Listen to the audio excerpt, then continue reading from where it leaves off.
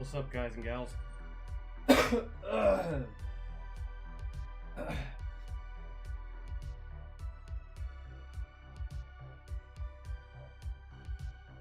Yo, what's good?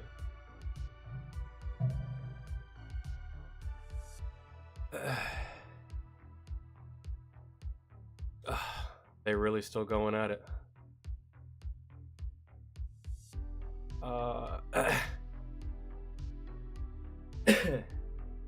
It's the mayor's fault. Yeah, where the fuck is Johnny Gobble in all this? I'm sure he's up to something. Probably making it all about him. You know, I'm the reason that fucking Church and Calhoun are even fighting in the first place. Calhoun was talking to me. We had a little sleepover. He came. We ate peanut butter right out of the jar. We had a good time. We talked about church, had really good conversations. That fucking guy. Yeah, so I was told by a new a new diss track that Adam released on Church. I guess that's where the diss tracks are. Remember when Calhoun was like, "Where's the diss tracks, Ryan? Where's the diss tracks? You said I have them." Well, you got one now. And that's what we're gonna listen to. I know it's not a music stream, but we missed a YouTube stream the other day, so I figured we'd do that today. We'll do Twitch tomorrow. I'm not really stressing out about a schedule these days anymore. We'll just do the streams as they come.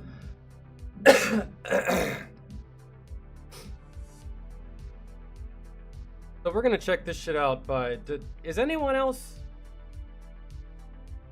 feel like me? Does anyone else feel like it's fucking lame at this point? Like, maybe it's because I don't know, or maybe it's because I forgot, but like, I don't know, man. Have you ever been in an argument with someone? 9 times out of 10, it's usually with either your mother or your significant other, because dudes, we don't talk that much to one another. But have you ever been having an argument with someone for so long that you forget why you were even mad to begin with? You've been going at it for days, weeks, months, and at some point you're just like, you know, I can't even remember why I was mad at you to begin with. To be honest, we're still mad. Are you still mad? I forgot. You did too? Cool. All right, bet. Weird times, man. I don't even know why I was. We were probably just being stupid and immature and dumb. We're past that now. We grow as people, but these motherfuckers have been going at it for like, bro, 2024, and now it's 2025, and they are still. Yeah, I'm to the point now where I just kind of just want to see you motherfuckers actually fight, really, because the words are like kind of just falling on deaf ears at this point. I don't think anyone really cares. Every time I read a comment section from these two motherfuckers, it's just like, shame. I miss when this channel used to put out music. Instead, it's just, I don't know, man, another episode of The Fucking View. Really. And I'm just like, but we're gonna check it out. I saw a couple of Church's videos on my own time when I was on break over the holidays, that 2-week period where I didn't go live. I watched 1 or 2 of his videos. One was like hidden camera footage of like him talking with Jelly Roll, and like whatever that was. I don't even know what was happening in the video. I kind of almost watched the whole thing. There's like some behind the scenes fucking hidden cam footage that either Church had someone get or that person got and gave to Church. I don't know, man. It just really seems like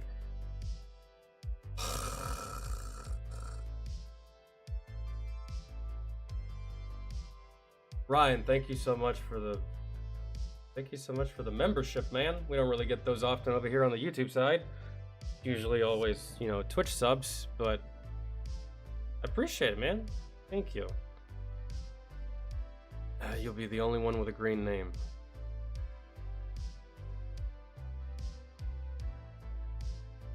They were trying to get church to fall in line and get with their program. And I'll say this too, man. Church isn't 100% innocent in all this either, bro. Just let it go. I understand the need to want to, like, you know, protect your name, and sometimes you want to stick up for your fans whenever someone's speaking ill of your fan base and stuff like that. But bro, let it go. It's over, man. At this point, if y'all aren't actually gonna fight about it, I suggest you shut the fuck up about it, to be honest. But we're gonna check out.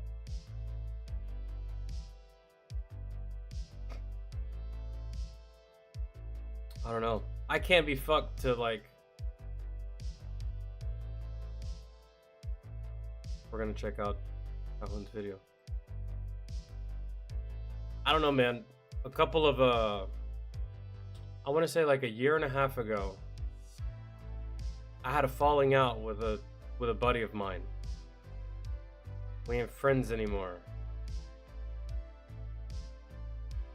Did y'all know about that till right now? No, that's because I don't tell anyone, and I didn't care to tell anyone, and it was just like, okay, we're not friends anymore. Cool. I'm not about to go shout it on the fucking Oprah show. Hey guys, just wanted to let you know we ain't friends. Fucking shit went down. I don't care. I don't care to tell you guys. And frankly, it was none of y'all's business what my personal fucking shit is. But man, these two are hell bent on making it everyone's business. Like, I didn't even tell my other friend that me and this person had a falling out. That's how little I cared. I'm just like, oh well, life goes on. You lose people, you meet people. That's the way it is. But honestly, with this whole church and Calhoun thing, I feel like I'm watching Ross and Rachel from Friends. If any of you are old enough to know what the fuck I'm talking about there. We were on a break. It's just a whole bunch of back and forth nonsense that is just like... Alright.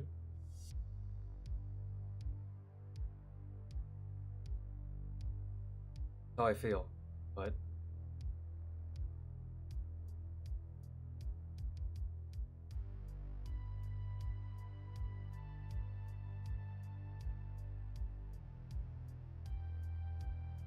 Alright.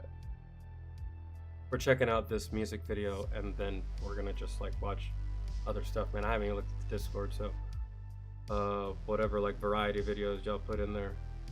Or you know what, we'll even check for a church response, or just or watch whatever the most recent thing about Calhoun was. All right.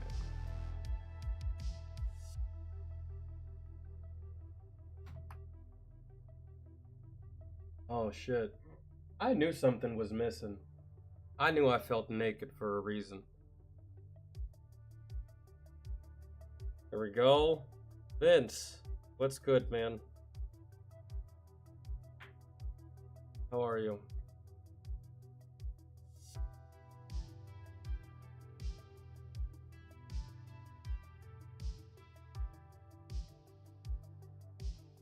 But then again, you know, I guess you know why this is weird to me that it's gone on for so long? Is because whenever it comes to rap beefs, historically, I don't know about you guys, but I'm used to a rap beef happening and then it's like over the next day. There may be residual hatred and like they might actually physically fight later on, maybe at the Grammys or something, or some shit like that. But you know what I'm saying? For the most part, historically, rap beefs, they happen and end damn near almost in a blink of an eye. And bro, with this rap beef, I took my niece trick-or-treating. I had Thanksgiving. I went to go see my family for the holidays, for Christmas. Spent some time with my friends from my hometown over my break. Then New Year's again with my family. Brand new year rolls in. And we're still here. And we're still here. That's the thing that I just find the most odd, man. Usually with these things, right? They just happen. Boom, boom. Right? Like, people are still talking about it, but the whole rap beef with fucking Kendrick and Drake, that shit happened. Boom, boom. It's over. People still talk about it, but as far as them with the back and forth and the... I mean, maybe they throw like Twitter jabs. I don't have Twitter. But you know what I'm saying?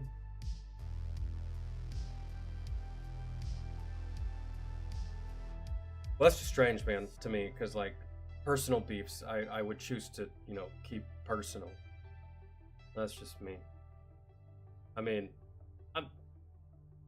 I almost like have it in my head that like one day they're gonna come out and be like, "Oh, the shit was all fabricated. We've been friends the whole time, you know, but that was fun, right?" I don't know.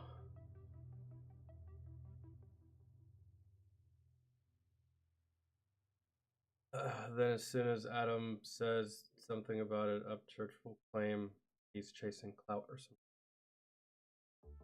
Oh, I know, I know. And doesn't it just sound like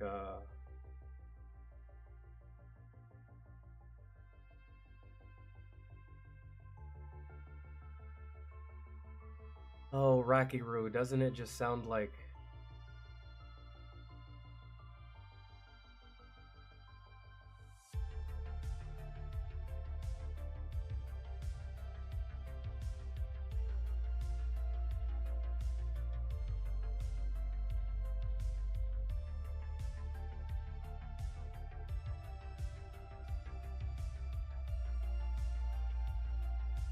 I don't know, man. The best way I can put it is like, have you ever seen two people in public arguing about nothing?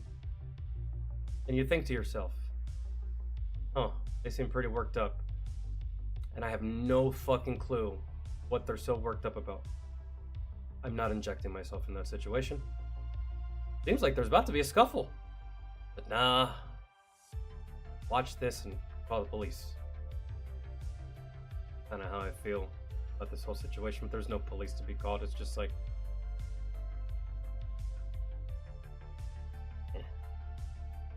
eh. You know, I don't know. Jeff, what's good?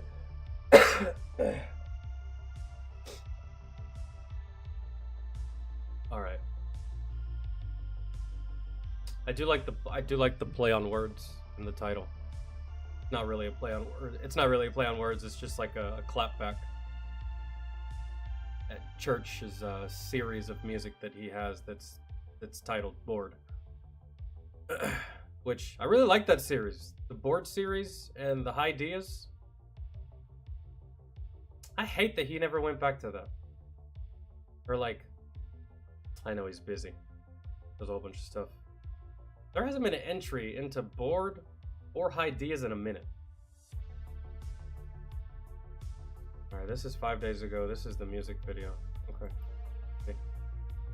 I hate that I'm having to watch this, really, to be honest, because, like, literally, in the grand scheme of time, relative, right? A blink of an eye, we were just watching these two as friends making music together. So, like,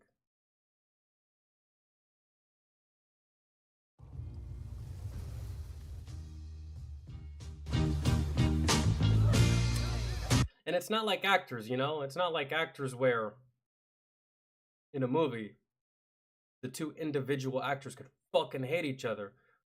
They're gonna fake it for the camera so that the movie comes out great, right? Put aside they put aside their differences. Y'all know what I'm talking about. There's plenty of actors over the course of time that fucking despise working with one another. They despise that person like on a fucking basic core human level. But they still manage to, you know, turn that shit on for the camera so that the movie doesn't come out a steaming pile of shit. And in this case, the steaming pile of shit is the fact that they no longer make music together, which was a good time.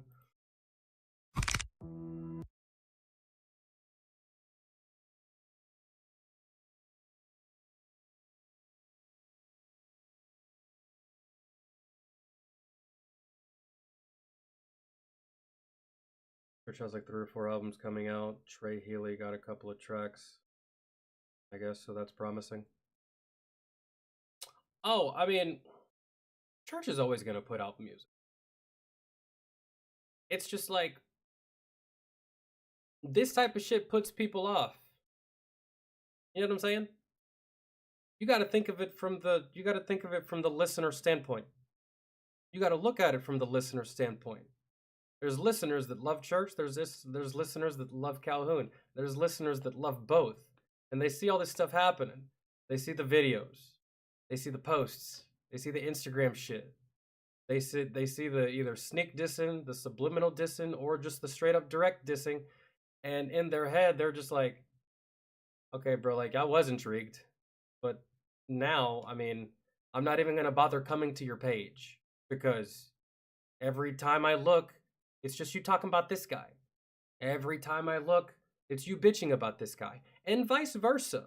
You may be putting music in between. That's all well and good, but this type of shit distracts from your music to where people don't even want to show up. They're just like, I'm not gonna go back, man. He's probably still beefing with that one guy, and that was fun for 5 minutes, but it's gone on too long, and whatever. That's how the listener thinks, bro. Really. Not all, but I'm just saying that's how the listener thinks. Like, whatever. I mean, if this was cool, but I'm just gonna go listen to. I'll wait, I guess, I suppose. And then they wait, but then they forget to come back. They forget you exist. They forget you were there, right? It's doing this kind of shit is the same as taking a break and stop making music altogether, because you're distracting from your main commodity, which is the music. That's just me, though. I like them both, but it's just like I rarely check on them much these days because of, it's kind of all they do. I wouldn't have known the Church had 4 more albums coming out till right now because I didn't check. I kind of scroll right past both of their community posts whenever I'm looking through my feed. I'm just like, whatever. Probably nonsense. Right? Like, it's just, they're not doing themselves favors with this, is all I'm saying. So, that's why I said, either actually fight it out, bro, or kind of just like, fucking stop at this point. All right. Let's.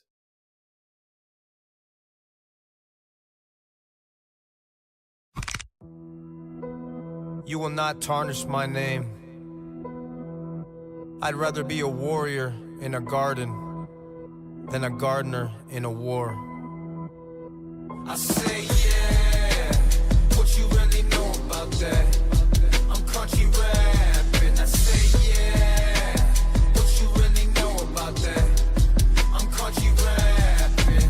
I'm diabolical, liable to kill my rival while I smile. Swear to God, hand on Bible, fuck a judge in a trial. Come at me with reason logical. Me not being who I say I am, that's just impossible. Men that talk the most shit, a bitch, that's probable. And if you wanna die for truth, that's honorable. Yeah, this cracker got the Lord with me. Body shot, lower kidney, headshot, drop him. He be asking why the Lord hit me. Couple country rappers act like women, pull their skirt up. Got it out the mud for real, need to get your dirt up. This burner I've been highlight, you know who I am, not like that same dude, always talking shit, but he do not fight. I say, yeah, what you really know about that?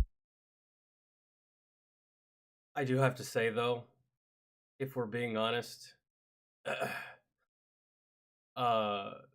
rich people, that they don't fight, man. You wanna know why? I'm gonna go ahead and hit you with the truth. Church has way more to lose than you do. Y'all get into a fight. I know that's what I just said, but to say like that's why he don't fight, that's not the only reason. He's got way more to lose than you. I just wanted to point that out because a lot of people like to use that as like, oh, you're a coward or you a bitch. I don't like fighting either, bro. I will distance myself from a fight as much as possible because I could control the outcome, but my anger takes over, and that's just it, man. And I fight for survival. I don't fight to win, because I assume you're trying to kill me. So, like, to say that it's just like would make no sense for Church to fight. You know what I'm saying? But like I said earlier, if y'all that motherfucking mad about it, He's got more to lose than you do. I mean, I know you got a family, but you have enough money to bail yourself out. Church has concerts and tours and shit that he's doing, and like he does meet and greets and shit, and like he can't afford to be fucking around with you that way. I mean, look what happened when we fucked around with Nicole Arbor. That wasn't even a fight. That was just a bad decision. Just saying. All right, let's go back. What you really know about that? I'm country rapping. I say yeah.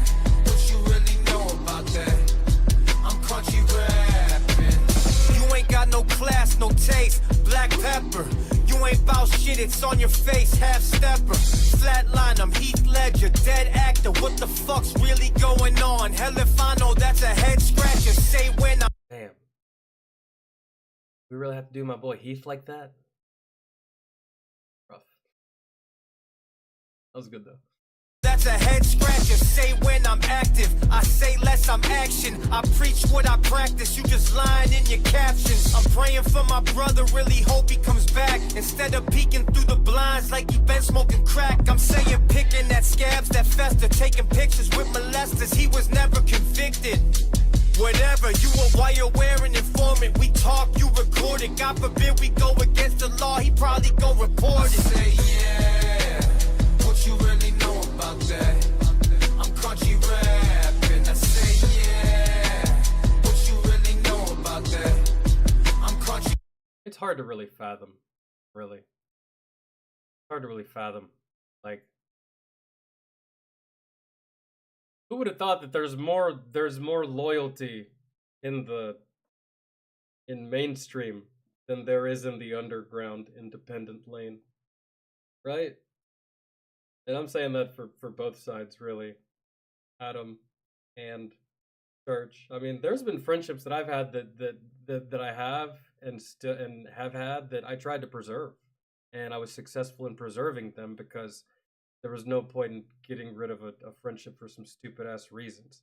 You know, y'all remember being young, being 16, 17, 18, and sometimes a little female will try to weasel her way in between your friendship with your boy, right? And it causes friction between you and your boy, and it's up to you and your boy to have the wherewithal to say, fuck this bitch, we're friends, right? And I did that. And the person I did that with, I'm still friends to this day. I was just playing Marvel Rivals with him last night. Right? We've been friends a long time. Because there's just some things that, you just look past, right? But I don't really understand why y'all are just, I don't know. I think it was, bro, y'all really do feel like Ross and Rachel. Y'all have such a history of just nonsense. I feel like there's truth in a lot of shit that Church says, and there's truth in a lot of shit that Adam says. But these motherfuckers don't want to meet halfway to iron out the shit that don't make sense. To iron out the shit that's getting lost in translation. It's almost like they don't want to hear it because it involves the truth from one another.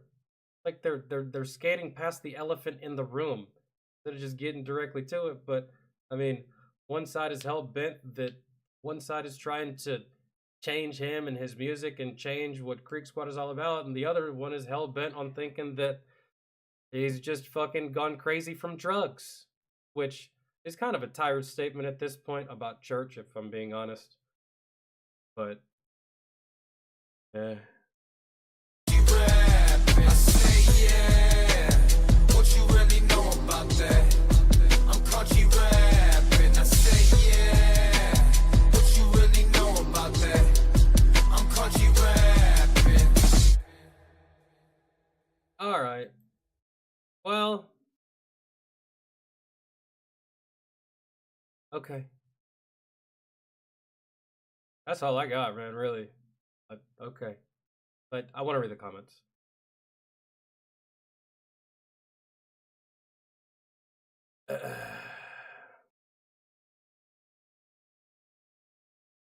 I lost all respect for Ryan when he secretly recorded a sit down between him and all the guys who tried to squash the drama.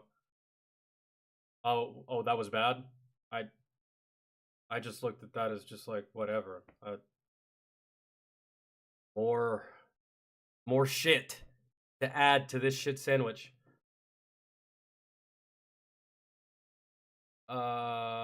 For anyone asking about the first line, the quote is "better to be a warrior in a garden than a gardener in a war" is attributed to Miyamoto Musashi, samurai warrior and the author of the Book of Five Rings.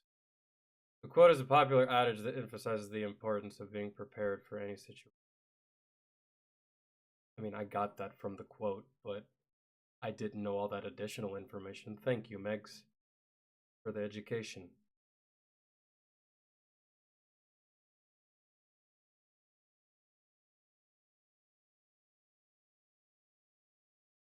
I literally bust out laughing when I heard "I say yeah." Sounds so bad.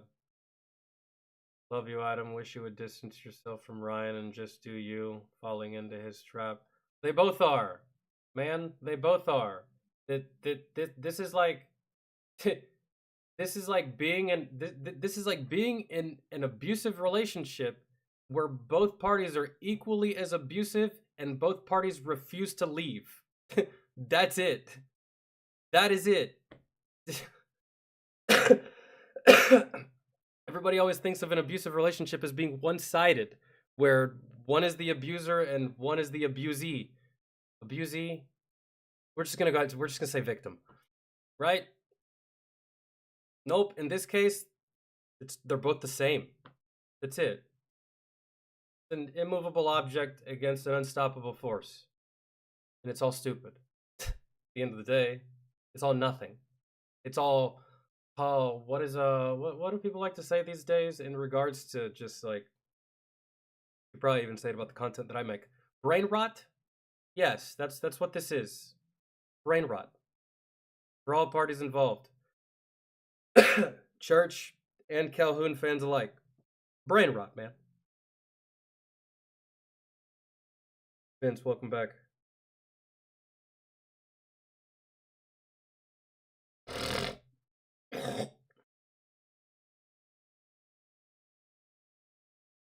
For what it's worth, I like the beat.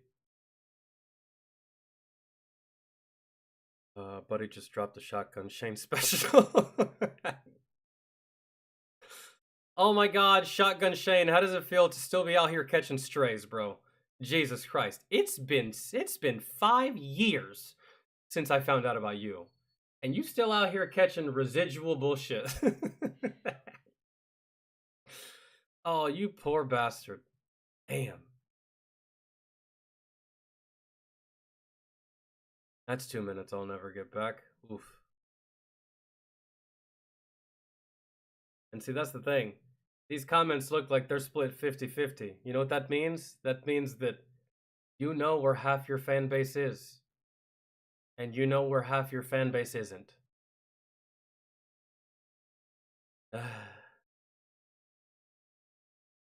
Someone said, look at your views, look at Ryan's views, enough said.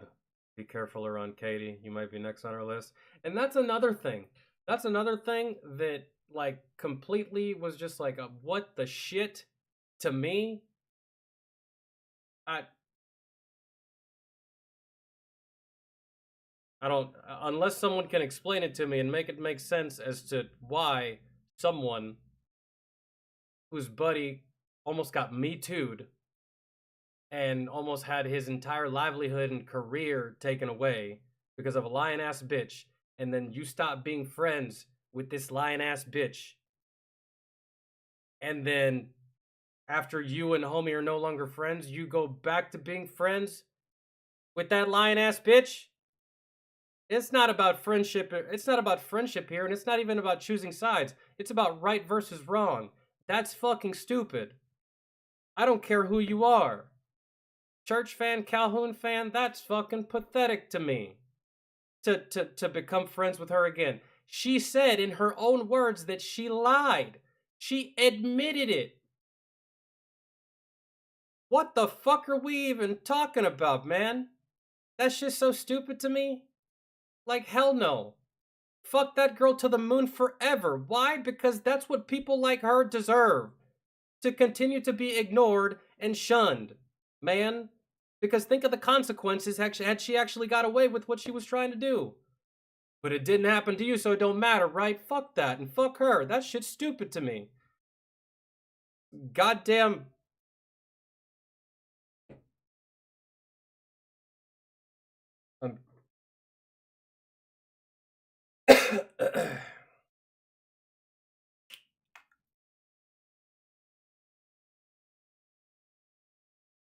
DeRozier, he's minding his own fucking business. That's what I would do. And you know what? I am starting to understand now why Tom did not want to respond to Upchurch. Because it's not like when he responded to Mac Lethal. He responded to Mac Lethal, and then Mac Lethal released some kind of half-ass shit, and that was it. That was it. Right? And so Tom probably sees this shit, and he's just like, if I respond, bro, it doesn't matter what I say. I'll be responding forever. I don't have time for that. Basically the same reason Eminem uses to not respond to every single fucking diss that comes his way. Because if he does, he'll never be able to actually make music again. It'll just be responding to fucking people. Right? Because it never ends. And I guess Tom enjoyed the fact that it just ended with Mac Lethal. He's like, alright. Mac Lethal sucks. I win. Everybody said I won. Cool. Let's move on. Yeah, that type of shit don't happen with Church or with Calhoun. So why would anyone get involved in this shit?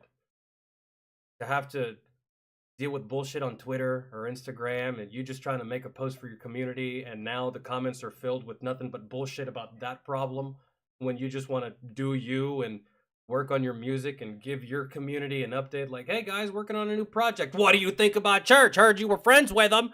Yeah, I wouldn't want to do that either. I wouldn't want to get mixed up in that. That seems exhausting. Who wants to do that? Nobody. It's like...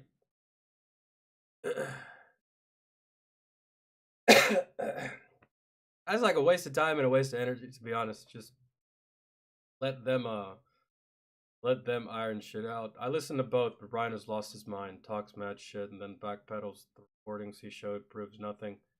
He is a snitch. R.I.P. that dude. I'm country wapping, been wapping on the floors.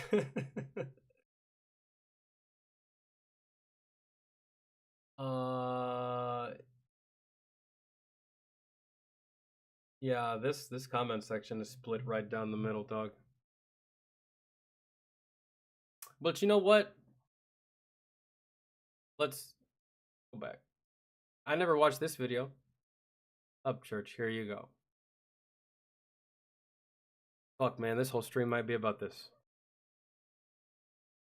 Announcing Virginia Lottery Rewards. The brand new rewards club that's free, simple, and oh so easy to join. This video is about Ryan Upchurch. No way. This is so gay. I couldn't have guessed. So if you're not Ryan... Okay, there's people out there who think if you say something bad about Ryan Upchurch, he's going to end your career, he's going to ruin your life. Okay, cool. Fuck Ryan Upchurch. End my career. No, for real. Fuck Ryan Upchurch. Please end my career. You start shit on the internet with people, and then you're like, what? I didn't... then you act like a victim. You rile up all your little crackheads in the comments, and then you stand behind them like, that's right, go get them. I can't fight my own fights. I got them called bad motherfucker, but I can't go anywhere without security. Not because I'm famous, because I'm scared shitless of all the shit that I talk on the internet. Right. I mean, you're half right, Adam. But if you've even paid attention, even poorly, to Church's life for like the past, I don't know, 5-10 years, which I guarantee you have, you probably knew who he was as you were starting. I don't know, who knows? And he's the one that gave you your start. But if you paid attention, and if you were as good a friend to him back then as you say you were, then you would have known that he had some pretty psychotic, mentally unwell people show up to his house. Like, hey man, I came to drop off this lamp that I got. I want you to have it. Are you home? Hello? So, what you're saying is half true. I mean, rich people do protect themselves. You know, I mean, and how could you even say that after fucking healthcare CEOs are dropping like flies? If anything, the fucking the private security sector is about to have a boom in business. But that's just that's just me. There was a time where I believe you were a better human, but you have turned into a fucking loser. He's not a loser. He's got plaques and platinum albums. So does Diddy, and that's who you are. You are the country rap Diddy, old Diddy Church, old church Diddy, living over there at Lube Ranch. You got people signing NDAs to come in your house, and then you're secretly video recording people without their consent, like a fucking cop. You police officer, fed, cop, narc, snitch ass, tattletelling ass, looking ass, little. I saw I saw that video, bro, and to be honest, I don't know what the fuck was happening. I just heard Jelly Roll and Church having a conversation. And it seemed like to me, I don't know what was expected. I don't know what Church was expecting from that video that he released, that little private hidden cam video that he released. But unless I am just missing something, unless I'm missing something completely, or I have just lost my ability to be able to read people, which I feel like I'm pretty good at reading people and facial cues and all that shit. It just really seems to me like Jelly Roll was just talking to Church as a friend, really, and that's all I heard. I can't remember how long the video was. It just seemed like Jelly Roll was talking to him, and then Church would say something, and Jelly Roll would be like, well, that's because you don't want to talk to us. And then Church would say something else, and Jelly Roll would be like, well, that's because you lock yourself in your house, man. You don't let anyone come in. And then Church would say something else, and Jelly Roll would be like, listen, man, I feel you. You're one of my best friends. I don't even know what the fuck that's about. That's all I really heard. I don't know how Church thought that video would come off, but that's how it came off to me. As in, like, it seemed like Jelly was being genuine, but it also seemed like he was also confused throughout that whole interaction that I watched. That's what I gathered from that. Nothing in there led me to believe that there was anything nefarious happening with those people. And usually when it comes to hidden cameras, that's where the nefarious shit should be. But in this one, it wasn't there. Not in my eyes, anyway. Oh, Katai, what's good? Actually, Katai, the problem? I forgot to put that I was going live on Discord. My bad. I should probably do that. Damn.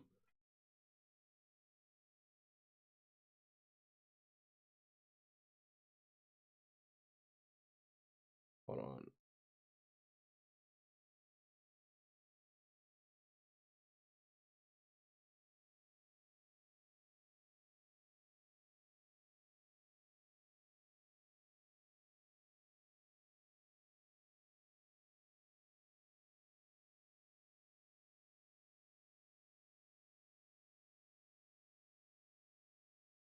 My bad.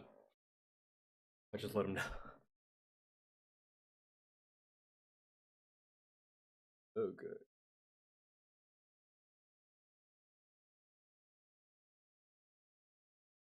For a good laugh, watch Rocky Luciano Tweaker 1900 Upchurch diss. He got mad because Church said he looks like the Stitches. Leo was good.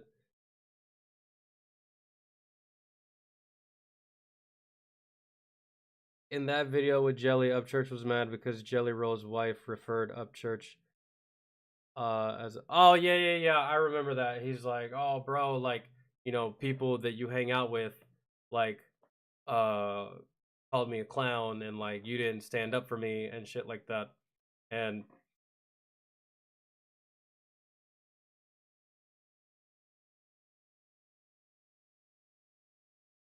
I could see where church would have a grievance there, but I learned something valuable from one of my squad leaders back in the day in the military. And it's not anything that he told me, it's something that he taught me by example, right? And we were all hanging out one day, and it was me and a couple other soldiers, and it was him. And me and the other E4 Mafia. Me and the E4 Mafia, we were just like, venting some frustrations, talking shit, right? This person's this person's that. We sounded like a bunch of high schoolers, but we were, because we were just 19 years old. And we started talking about someone that we knew Sergeant Vasquez didn't like. We knew that he didn't like them. We were talking shit. We were like, what do you think, Sergeant Vasquez? This motherfucker right here. He's like, I'm not going to say anything because he's not here to defend himself. So, yeah, we're not going to do that. And then when we were talking shit about people that he did like, we'd be like, Sergeant Vasquez, what about this, and that, and this person? And he'd be like, well, I like him. He's a good guy. Whatever grievances you have with him, that's your problem. I don't know what to tell you. And that's how he operated. He didn't talk shit about you if you weren't there. And if he did like you, he wouldn't go all the way as to defend you. He would just tell you that the reason that you didn't like that person was your problem. That seems like a personal issue. And that seems like something that you should fix on your own. I'm not going to sit here and debate that with you. And that's the way he would go about it, which is a very respectable way to go about it, in my opinion.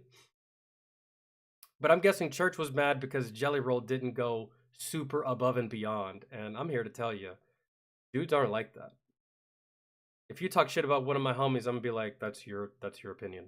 That's fine. It's my homie, whatever. If you don't like him so much, why don't you say it to him instead of saying it to me, little pussy boy? Right? So that's how I would defend you. Like, well, he's my homie, so I don't really give a fuck what you think. That's it. I don't really feel like I should have to go that far to defend you or your name to people that speak ill of you. Like, we're cool, and we're cool, and I'll always have your back, and you know that. Gives a fuck about what other people say. Even if they say it to me, I don't give a fuck, man. We're homies. Like, if Armageddon happened right now, we're going together, not me and them, right? You know what I'm saying?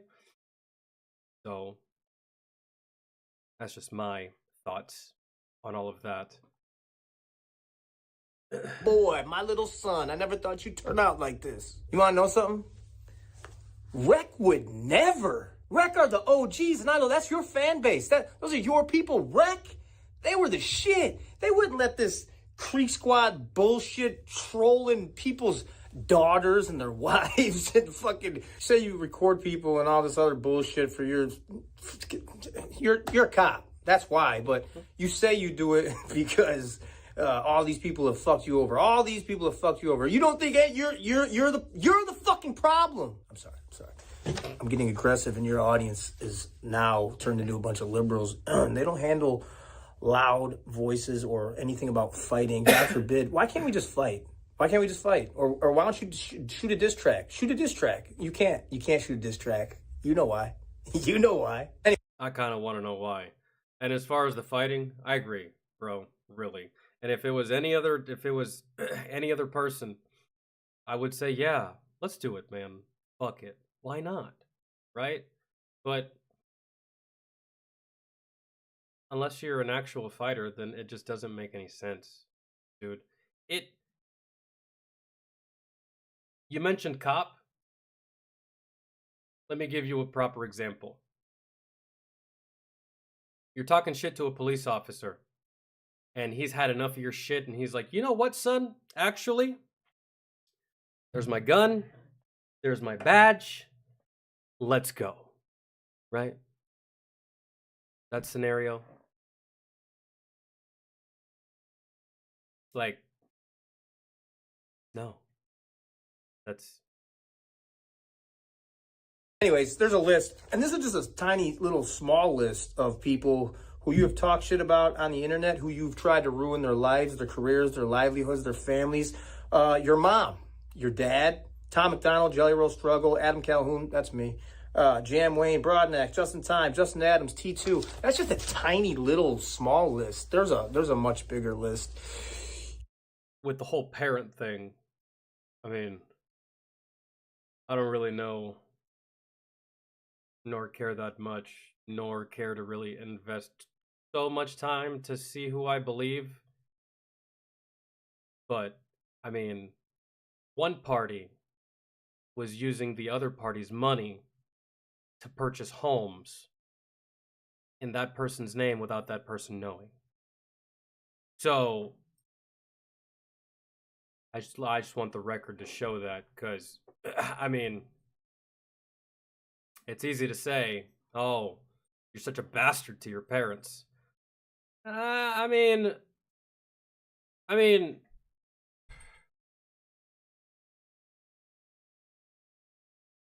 I got a Rottweiler sitting right behind me, bro. If I punch her in the face enough times, she will eventually. You know what I'm saying? That's unless I miss something and everything he said about his parents up to this point is a flat out fucking lie. But I don't know, man. You turned into be a piece of shit. You act like a victim. You start shit with everyone, and then you hide behind your fucking audience. As much as I cannot stand the person that you are, I have to forgive you. I have to forgive you. I have to find forgiveness. Or I'm just spitballing here. Just regurgitating random things from the old noodle. Or could just move on. Could just move on. Right? Right? Because the way that you're describing church is the way that, I don't know, a medical professional would probably describe a narcissist. And who's really at fault? Who's really at fault if a narcissist is driving you crazy? You are. Because you keep feeding it so fun. Something tells me that's not going to happen, though.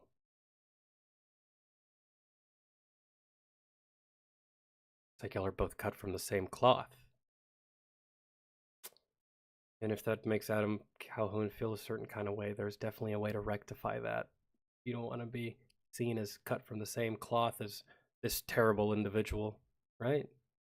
Could just ignore it. Could just on, like I'm about to do right now. It's great. See? I'll show you. Oh, that was so good, right? See how easy that was? Man, I don't want to say that I just made that up or anything, or that I just discovered that concept and imparted said wisdom to you, but it would sound good saying it.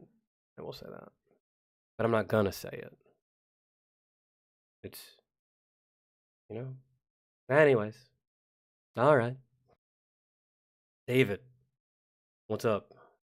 Yeah, I finally got Nova back. Nova, she stayed with my mom for like a couple of months. Actually, when my sister deployed, we took her down to Georgia and left her at my mom's. Because my mom has a big property and has another dog there that Nova could play with and hang out with and chill. And so, yeah, just. But she's back now. It was just for like a couple months type thing, just to give her some place to stay. She kind of gets cooped up here. And the backyard is decent size, but not big enough for a Rottweiler of her size. She likes to run. She likes to do stuff. And she'll run around the backyard, but my mom's property is massive. And she can run for ages there and do all kinds of shit. Ran so much, she fucked up her leg while she was there.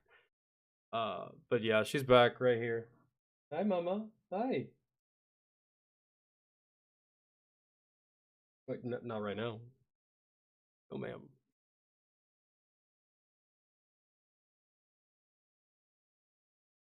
Why was your Christmas and New Year's Eve?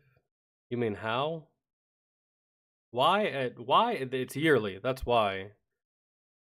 How was it? It was pretty good, man. One of the highlights of. Is there anything y'all want to watch? Have y'all put anything in Discord? Should I check?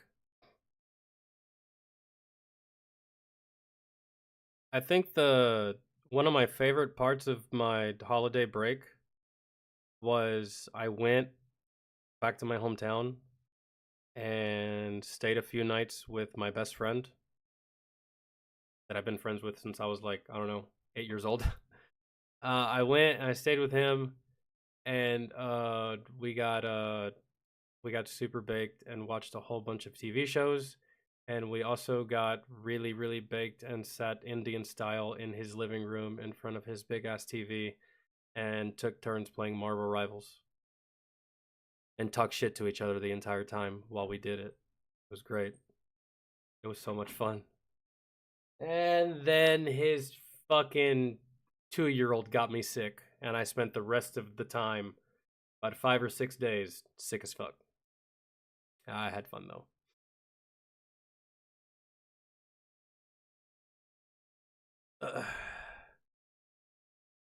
Tracy, what's up? Welcome. Marvel Rivals is actually so much fun.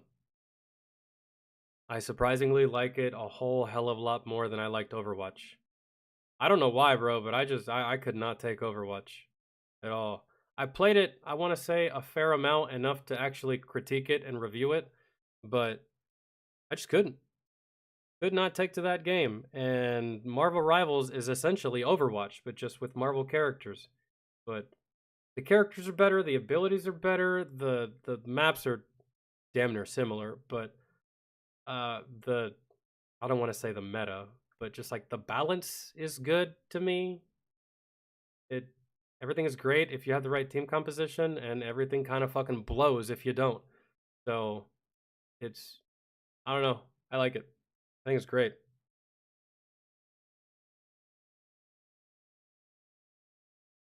I want your opinion on Professor Dave Explains. Who is Professor Dave?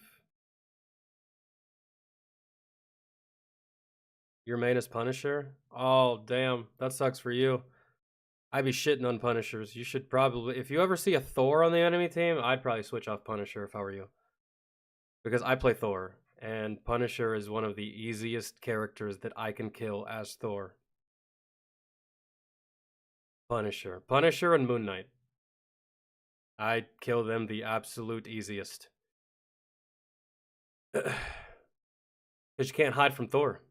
I can damn near fly. What is what else was at the very top? Rocky Luciano, is that what we were doing?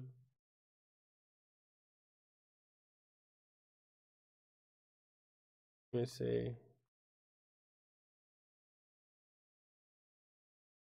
I just want to see what this is. Is it just Rocky Luciano up?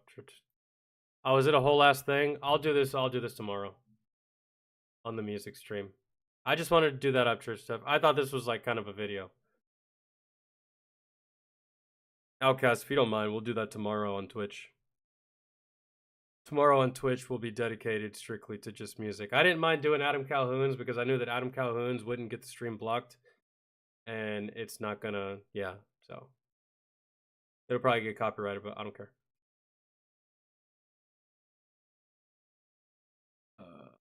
So, let's...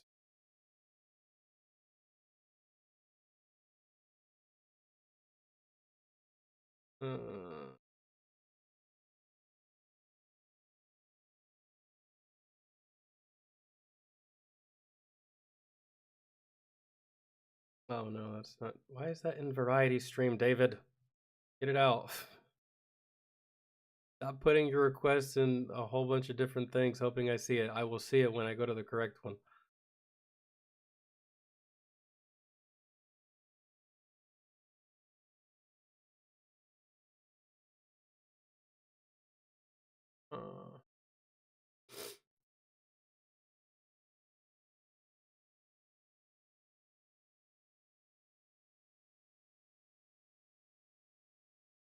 Oh, yeah.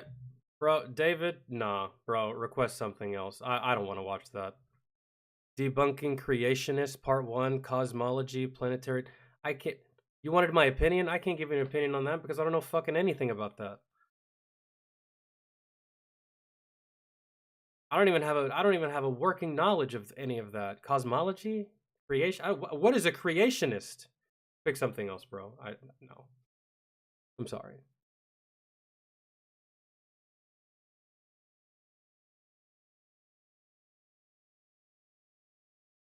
And Vince, pick another video. We've already seen a video on that guy, the White Death. Simo, the dude from Finland, the sniper that had like, I don't know, over 100, 200 something. Like, he was insane. We watched a video by either Yarnhub or Simple History.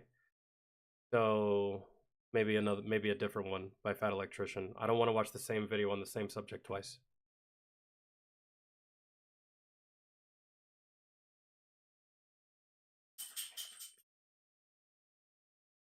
Well, that's good, Tracy. Keep playing with Jeff, and we can play later, and you can fucking heal me because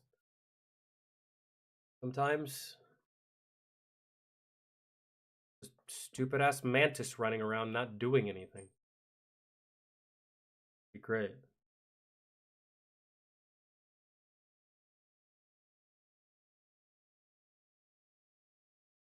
You know how annoying this is. It doesn't annoy me. It's more of just like a small little gripe. But channels like this on YouTube, this winter storm just took a big turn. This ice front just took a big turn. This winter ice storm could have deadly effects for the like. Never made me want to watch just a regular ass weather channel before in my life, with your bombastic, ridiculous, stupid ass titles. Nova, no, stop it, girl.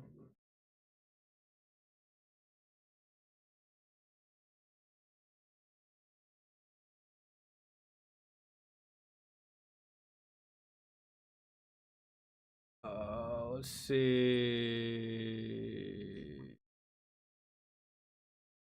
Anyone here have any idea why my recruiter suddenly ghosted me? Don't answer return calls on the day he told me I was going to. You should have gone up to the recruiting station, bro. When it comes to recruiters, I would not do anything over the phone. At all, whatsoever. At least, that's not the way I did it. When I went to a recruiter, I did everything face to face, in person. And matter of fact, I think back then, the recruiters didn't even want to talk to people on the phone. They wanted FaceTime with you. They wanted to see you. They wanted you there. Why you're doing so much communication on the phone with a recruiter? Nah, bro. I wouldn't do it that way if I were you. Well, after the stream's over, Tracy, we can play.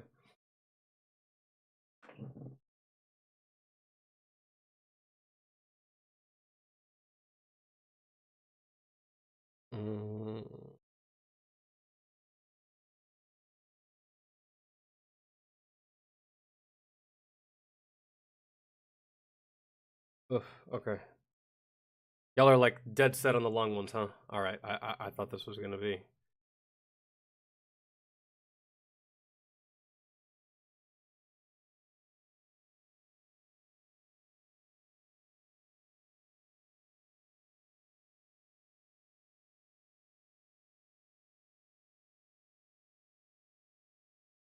I'm just typing that.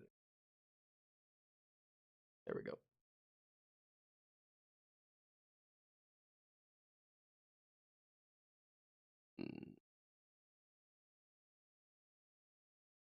America's Guerrilla Air Force, Claire Chenault and the Flying Tigers. Yeah. Sorry, but with a name like Claire, you don't really have a choice but to become a badass fighter pilot or something amazing.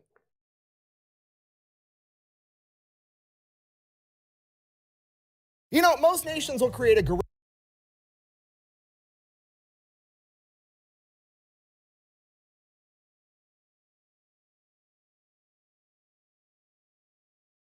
Okay, here we go. Federal Electrician. David, hopefully yours isn't 45 minutes long. That'd be great if it wasn't. guerrilla fighting force, but do you guys remember that time America made a guerrilla air I miss watching like the 8 and 10 minute videos. Those were super nice. force? No? Grab a seat. Today we're talking about Claire Chenault and the AVG, also known as the American Volunteer Group, aka the Flying Tigers. Okay, now if you already follow me, or if this is the first time you've ever seen one of my videos, you are somebody that just clicked on a World War II Flying Tiger video and probably already know a ton about World War II to begin with, so I'm not gonna waste your time rehashing the entire thing. Okay, so the super abbreviated version, in case you live under a rock or you clicked on this video on accident, prior to the attack on Pearl Harbor, by and large, America did not want to enter World War II. They saw it as a huge European conflict that we should have nothing to do with. Now, despite that, many people in the government and the military realized that this war was going to come whether we wanted it or not, so they began prepping the military, and in the meantime, they were doing everything they could to help out the Allied forces, countries like Great Britain, the USSR, France, and in this case, China. China. The absolutely incredible story of the Flying Tigers is quite literally the time FDR, the longest sitting president. That was in reference to the fact that he sat 3 terms, not that he was always. You know what? We're just going to move on. That was good. We're just going to push through. Anyways, FDR was approached by this crazy Why did he do 3 terms again? I don't remember that from history class, or maybe I do, and it's just like it didn't stick too well. I know he was in a chair, but why and how did he do 3 terms again? Genuinely, like, not even mad, just genuinely, because it's not like that now. It had to have been some kind of extenuating circumstance. I don't remember. It's because there was no limit. Okay, wow, yeah, I did not retain that from... Wow, when did they institute a limit? Bro, that just goes to show you that if you don't know anything about history, you're destined to be a dumbass forever. And go about your whole life thinking that everything started with you. Since I've been alive, there's been term limits. Oh, right after FDR. Okay. I wonder why. Because he was in a chair and debilitating. Maybe he was showing that Joe Biden behavior. And they were like, yeah, we're never going to let it get to this point again. Let's just do two. Or maybe he was at... I don't know, man. My knowledge of FDR is hazy because I only learned about this fucking guy in high school. I'm pretty far removed from high school, and I'm not a history major. So my apologies. And I can't stress this enough, and perhaps I should have led with this. I wasn't alive, so. Infantryman that became a pilot known as Claire Chenault, aka Old Leatherface. He had recently just gotten back from China where he was actually elected for a 4th term but died and couldn't serve his 3rd. I wonder why they changed it.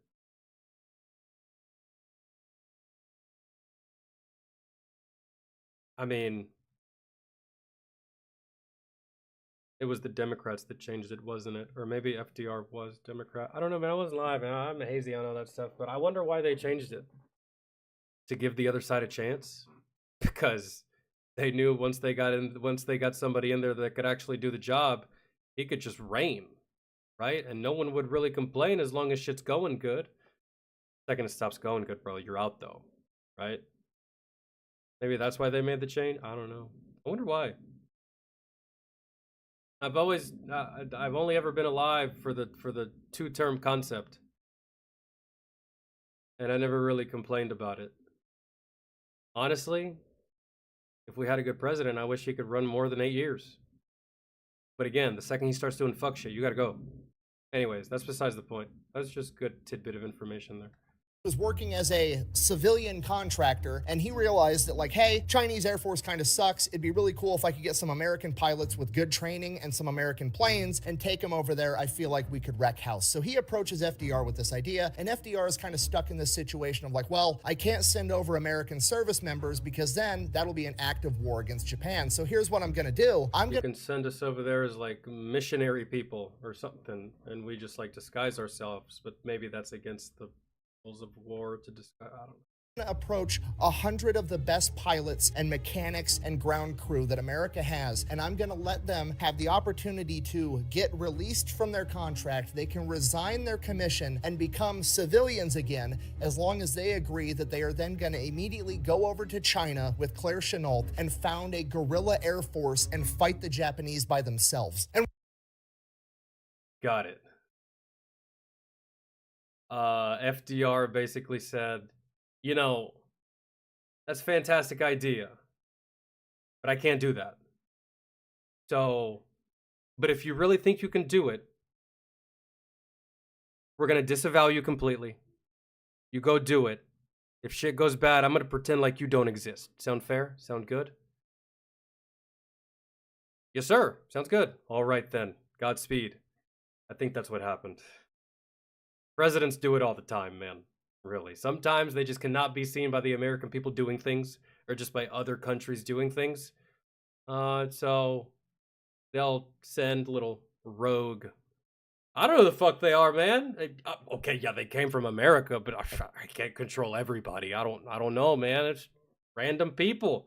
They just so happen to be really good at flying. That's. And we are going to get all of that right after a word from our sponsor. This video is brought to you by World of Warships. Yeah, this Ashley, what's good? is actually all I had to hold up to the camera. It's technically a warship. It's part of the USS Texas, which you can actually play in World of Warships. And not only that, you can have me as the captain. Yeah, they put me inside of the game. Action stations! General quarters. If you don't know, World of Warships is a free game. He grew up the son of a cotton farmer and When you go rogue, you don't just settle for a little flavor. You want flavors that pack a punch. pretty much crushing.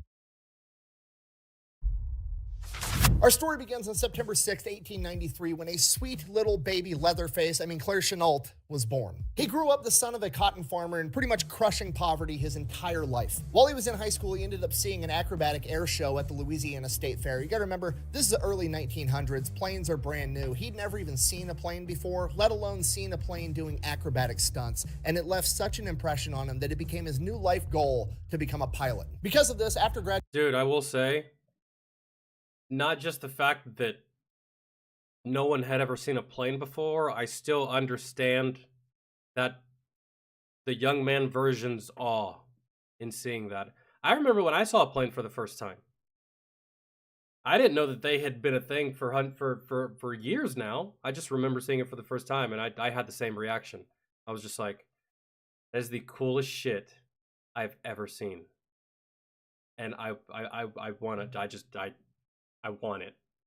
I don't even know what I would do with it, but I want it, yeah. graduating high school, he immediately enrolls in college and signs up for the ROTC program at Louisiana State, attempting to become an officer so that he could become a pilot in the United States Army Air Corps. Now you have to realize, not only is this pre-World War II, this is pre-World War I. The United States is not a military superpower yet. The military at this point Which means they're not really looking for pilots at the moment, probably. time is much, much smaller, and the officer corps is not something that you just go in there because you want to serve your country. The officer corps is something that you get into because you come from a wealthy, aristocratic family, and one day you want to be a politician or you want to be a career man that's going to make general. Basically, you have to be from the right family and have the right connections. And as a poor farmer's son, he absolutely did not. He was essentially bullied out of the ROTC program his first year there. He would end up finishing his degree at Louisiana State. Officers. Am I right? They've been dickheads since the early 1900s. And going on to become a gym teacher. He absolutely hated it, ends up quitting his teaching job, goes and works at a Goodyear tire plant, finds a wife, starts having kids, starts up his family. Shortly after that, World War I breaks out, at which point he's thinking like, okay, the demand for military personnel just went through the roof. Maybe this is my opportunity to finally get a chance to become a pilot. But that's usually how it goes, man. It's not just back in those times. It's pretty much in any time that our country is not at war. Or whoever the president is. I've said this many times, but Republicans like to strengthen the military. Democrats like to downsize the military. So, that being the case, sometimes the prerequisites and the standards will fluctuate high and low. And, well, there was a time before 9/11 where the standards for the military were like up here. And then after 9/11, the standards for the military to join the service went to here, right? So just it's the same thing. It's just different time, different generation, different period, different era. So he goes, he signs up for the Army. He's eligible to go into the officer training program because he does have a college degree, and he specifically requests to become a pilot. Now, he does get accepted to be an officer. He goes through the training program, becomes a 90-day wonder where he gets all of his officer training in 90 days. However, in regards to him being a pilot, the letter he received said, and I quote, "Applicant does not possess the necessary qualifications for a successful aviator." So while he was able to change his stars a little bit and break into that officer class as a son of a poor farmer, becoming a pilot would prove to be another level of difficulty. You see, the idea at the time was that if you... And it's not just the fact that the military is gatekeeping you, it's the fact that it's actually hard. It's actually hard, and there's probably a lot of pilots right now that are just like, nah, it ain't, man. I took a class, I learned in 8 weeks. But you throw combat into that mix. We're not just flying a Cessna over like close to the Golden Gate Bridge, bro. We're trying to stay alive and kill people with this big ass piece of machinery. So yeah, that degree of difficulty is wild, man. So it's not like the military is like, no, we don't want you. I mean, maybe it kind of is a little bit, but there's also a degree of like, yeah, this shit's really hard, dog. So. If you wanted to be a military pilot, you had to be the best of the best. And apparently, in their eyes, the best of the best meant that you basically had to go to an Ivy League college and be an athlete. So, like, you know, if you weren't competitively rowing a canoe at Yale, you obviously couldn't be good at flying an airplane. I truly, for the life of me, will never be able to understand the logic that goes into this line of thinking. Like, hey, we're going to put you in a potentially life or death situation. Who would you rather have by your side? Somebody that was born with a silver spoon in their mouth that competitively weaved baskets at Harvard, or some fucking farm kid that grew up in soul-crushing poverty? Because unless we're... That's what I was gonna say too. It's like, and I've said this so many times, man, in my day, is I would rather take orders as an E4 when I was in the service. As an E4, I would have much rather taken orders from an E3 who had multiple deployments and sufficient knowledge of the country, the environment, SOPs, how things work, than to take orders and be led by a second lieutenant fresh out of college, just got his bar, and thinks he knows everything. Give me the E3, sir, you can fuck off. It's that same concept, really, for me. We're having an Easter egg hunt, I'm going with the farm kid 100% of the time, 110% of the time if he's got bad vision, because he's clearly going to be unstoppable. Regardless, Claire ends up getting rejected for the pilot program, and he gets voluntold to be infantry. So now he's an infantry officer, goes through, does all the training. By the time he gets into his unit gets trained up, they get ready, they're shipping on their way to World War I. World War I ends. So great. Are you ready for FanDuel's The Great Playoff Payout? Who's in? No, I don't want it. So from here, he gets stationed at this military base down in Texas, and he's there just like teaching people how to do infantry stuff. But this military base also has an airfield. So naturally, he just ends up becoming friends with some of the pilot trainers, and he ends up convincing them like, hey, teach me how to fly one of these fighters. Not only does he learn how to fly, he actually gets so good, they start letting him fly on his own. And the way they're able to do that is That would have been so great, bro, if I could have just walked up to a couple of dudes, like, on an Abrams and been like, hey, show me how to operate this thing. And they would have been like, fuck yeah, dude, let's go. That would have been amazing. That probably would have been the only vehicle that I would have been like, hey, teach me. Because I'm not walking up to a fucking pilot of a little bird or something like that. That's some true brass balls, really. If I fuck up in a tank, I just fuck up in a tank. If you fuck up in a plane, you die. So I don't think I have the balls to just be like, hey, teach me in that situation. But it would be cool. That's cool. That's great. Military was a different time back then. It doesn't work that way anymore. It doesn't work that way at all.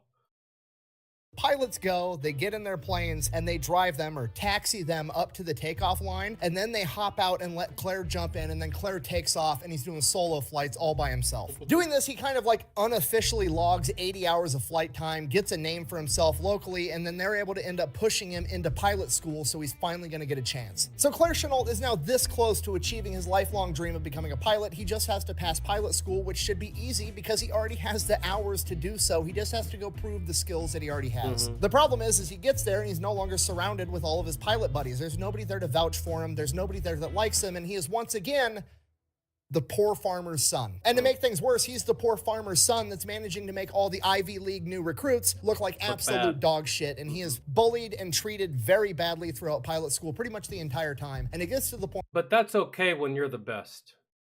Really. At least here. We're not talking about like grade school where that shit can actually fuck with you. We're talking about being a fighter pilot. And if other pilots are being mean to you, bro, they can suck a big bag of dicks. That just confirms what you already know. You're really good at what you do. You don't even need to get mad or take that shit personally. Point that he's about to flunk out of the entire course because all of his instructors keep failing him. Then, on what is to be his last flight ever, he gets one more chance to prove that he's a good enough pilot, and his coaching pilot or cadre pilot is a guy by the name of Ernest Allison, and they go up in the air, and he proceeds to, do his thing. He's a little bit more reckless. He feels more comfortable in the airplane. He's doing stunts that maybe he shouldn't be doing. He's trying to show off to this Ernest Allison guy. They come back on the ground, they land, and everybody's like, well, is this guy gonna pass and become a pilot or not? What are we gonna do? And Ernest Allison is like, it's not that he's a bad pilot, he's just fucking crazy and does a bunch of shit that pushes the airplane to its limits. We're gonna pass him, and then we're gonna send him to the Army Air Corps acrobatics team. So now, not only is Claire Chenault a pilot, but he's a stunt pilot that's gonna tour around the United States showing I have a feeling that's not what he wanted, but off how good the Army But hey, bright side, you get to fly. Aviation Corps really is. And Claire, in his typical fashion, he's got to take it one step further every single time. Not only are the stunts themselves going to be entertaining, the entire event is going to be entertaining. Claire designs his signature move. He goes and dresses up like an old woman and sits in the crowd in the stands. And then they're going to pick a random spectator to come out and try to fly a United States Army fighter plane. So they pick the oldest woman in the crowd, telling everybody that she's 99 years old. Her face looks like a leather handbag, the whole shtick, and he kind of limps out there in this old lady outfit, climbs into a plane, and goes up in the air and starts doing all these crazy fucking stunts. In addition to being a phenomenal entertainer, he is also a tactician. This man is constantly thinking ahead and trying to establish new battle doctrines, despite the fact that he's just entertaining a crowd of... Wait, the war is not currently kicked off yet, right? Because World War I ended. Now he's doing this, so there is no war to be had out, because I don't think there is. At least not at this current moment in the story. Because if there was, this is the first motherfucker I'm putting on the front lines in the sky. This guy. And just like, hey, train everyone else to do all this crazy shit you're doing. Even if we lose, we'll look badass doing it. That's... civilians during the day. He goes back home and he's writing papers on how aerial warfare should be conducted in the future. Now, at this point in time, leading up to World War II, the predominant theory was that fighter planes were out. They're gone. They're useless now because we've invented the bomber. It's a bigger, better plane. We're going to cover it with... Aside from our nuclear silos and our Navy, bro, our fighter jets are one of our biggest deterrents. There's enough ordnance on just one of those fighter jets to take out semi-decently sized country. The whole thing. So they couldn't be more useful.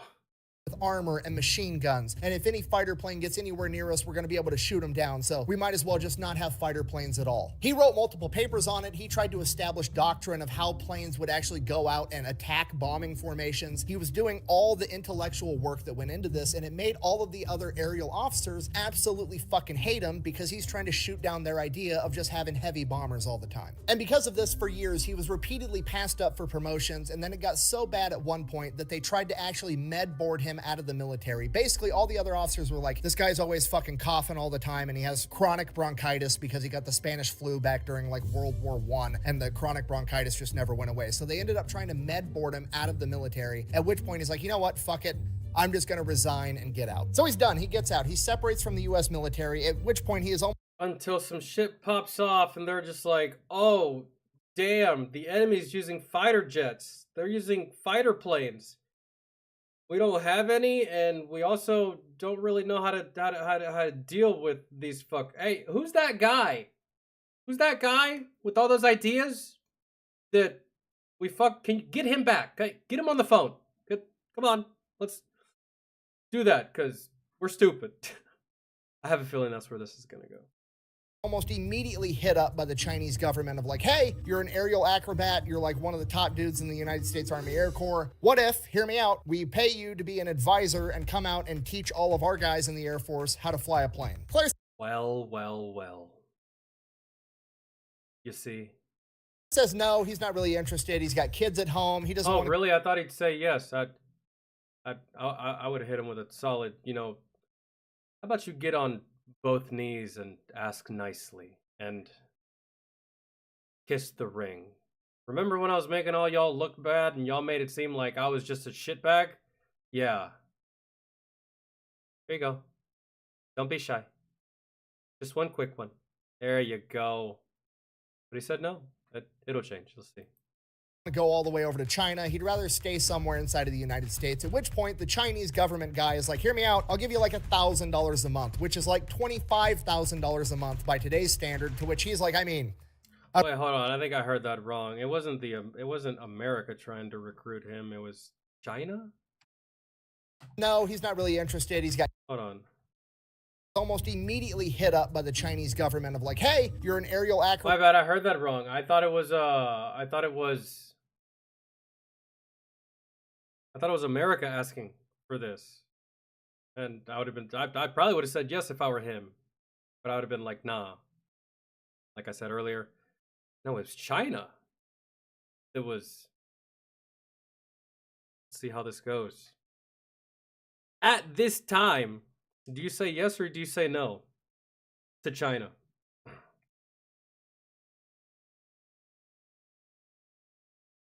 Because the China here is not the China of today. Right? So... Acrobat, you're like one of the top dudes in the United States Army Air Corps. What if, hear me out, we pay you to be an advisor and come out and teach all of our guys in the Air Force how to fly a plane? Claire says no, he's not really interested. He's got kids at home. He doesn't want to go all the way over to China. He'd rather stay somewhere inside of the United States, at which point the Chinese government guy is like, hear me out, I'll give you like $1,000 a month, which is like $25,000 a month by today's standard, to which he's like, I mean, I don't want to be rude. My neighbor Brian was like, yo, where'd you get this now? I mean, dude, I don't blame him. Dude wanted to be an officer. The military made that almost impossible for him. He did it. He wanted to be a pilot. They made it impossible for him. He just wanted to serve his country. They made it impossible for him. And then they said, fuck you, get out. I can't say I wouldn't have done the same thing. How much? Yeah, I mean, my military don't want me, so sure, fuck it. It's just training, right? Go for it. Not knowing that I'd quite possibly be training a future enemy, but I have him like bespoke. like we did with Osama. Now, see, you talking about bespoke all the time. Is it worth it? You tell him what you're into. So Claire makes his way over to China. He gets there in like either April or May of 1937, and things are way worse than he ever could have imagined. The entire Chinese Air Force only has about 90 functioning airplanes, and they are way outdated. And if that wasn't bad enough, the pilots on average are just... They're not very good. So he immediately gets to work. He starts advising the Chinese government on like, hey, here's the planes and the equipment that we need to start procuring. He's trying to train the officers on all the different things they need to do. And he's also trying to train the pilots on how to become better pilots. This goes on for a little while, and honestly, things are going kind of great. The Chinese pilots are very receptive to everything he has to teach them. The Chinese government's very receptive and trying to get him all the equipment that he needs. He's finally getting the respect that he deserves and wished his own government had treated him with all along. But then, after being there for about 2 months, in July of 1937, the Japanese attacked China and began the Second Sino-Japanese War. And just so we're on the same page, when I say they started the war, I don't mean they like sent a letter declaring war like, hey, we're fighting now.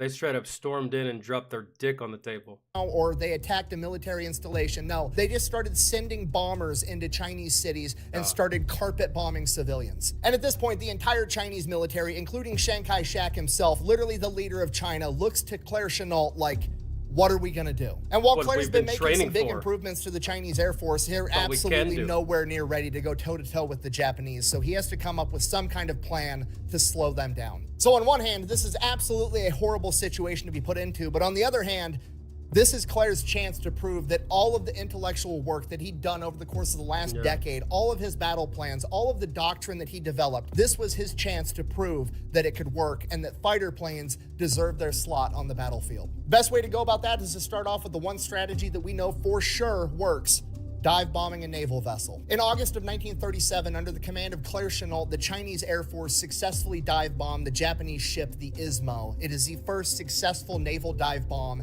in world history. This sent a pretty powerful message to the Japanese, like, China's not just gonna lay down and take it, we're gonna fight back. And the Chinese... I think the Japanese appropriated that idea. The dive bombing. Except they took it a step further.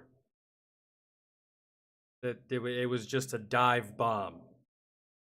No bombing, no run, just... Japanese took that idea, Claire. Thanks, man. I mean, but hey, can't be too mad at you. Government was so happy with the leadership that they were getting under Claire Chennault that they actually ended up buying him a $50,000 Curtiss Warhawk plane so that he could observe the battle and conduct reconnaissance. Definitely not go up on missions and rack up 30 fucking kills because he was a civilian contractor at the... That's wild. That is definitely some China shit right there.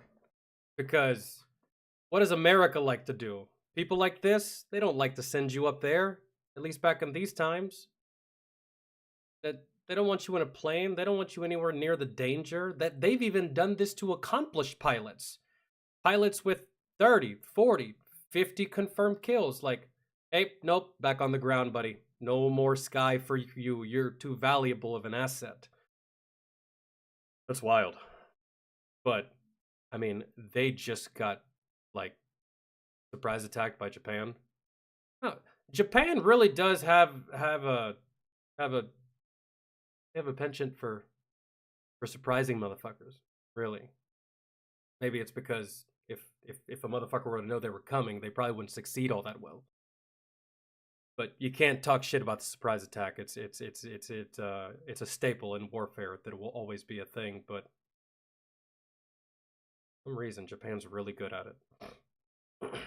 Time, allegedly. He's absolutely right. Now, to be perfectly clear and intellectually honest, I'm not saying that he did rack up 30 aerial kills. I'm not saying that I can prove that. Not saying anyone ever has. I'm just saying a lot of people seem to think that he did, and he would never really admit one way or the other. But what we do know for sure is that after the successful dive bombing on the Ismo, Claire was like, you know, if it works on boats, I bet it'll work on planes too. And that became the strategy. We're going to dive on the bombers and shoot them down as we fly past them. Now, the problem is that the Chinese planes weren't fast enough to be able to scramble, get up in the air, get at a higher altitude than the bombers to be That's what I was about to say, bro. How are they going to out-altitude a bomber? That's their whole thing, is way up there. So... to sneak up on them in time. So Claire had to come up with another way of knowing when the Japanese were coming. So he had to have the Chinese go and set up observation posts all over China where these popular Japanese bombing routes were, and they were going to radio back and be like, hey, the planes are coming, here's the route they're taking, at which point he would be able to scramble the Chinese Air Force, get them up in the air and at a higher altitude than the bombers so they could sneak up and dive and shoot them as they flew past. Claire referred to this as the bamboo radar, and it worked pretty decently well. It would work a lot better if he had better planes and better pilots, but he's doing the best he can with what he has. That's it. And he That's all you continues can to do. do that for the next 2 years, 1937, 1938, 1939. Claire is there helping the Chinese Air Force fight the Japanese. But eventually, the Japanese are just too much, and they completely overrun the capability of the Chinese Air Force. All the planes have been shot down, all the best pilots have been killed, and at this point, there's nothing left that Claire can do, at least by himself. Now, at this point, Claire could absolutely cut and run. He's been making $1,000 a month for the past couple of years. He could go back home and live happily ever after, but that's not what he wants. He actually wants to help the innocent people. Yeah, dude, actually, think about that. What was the timeline again?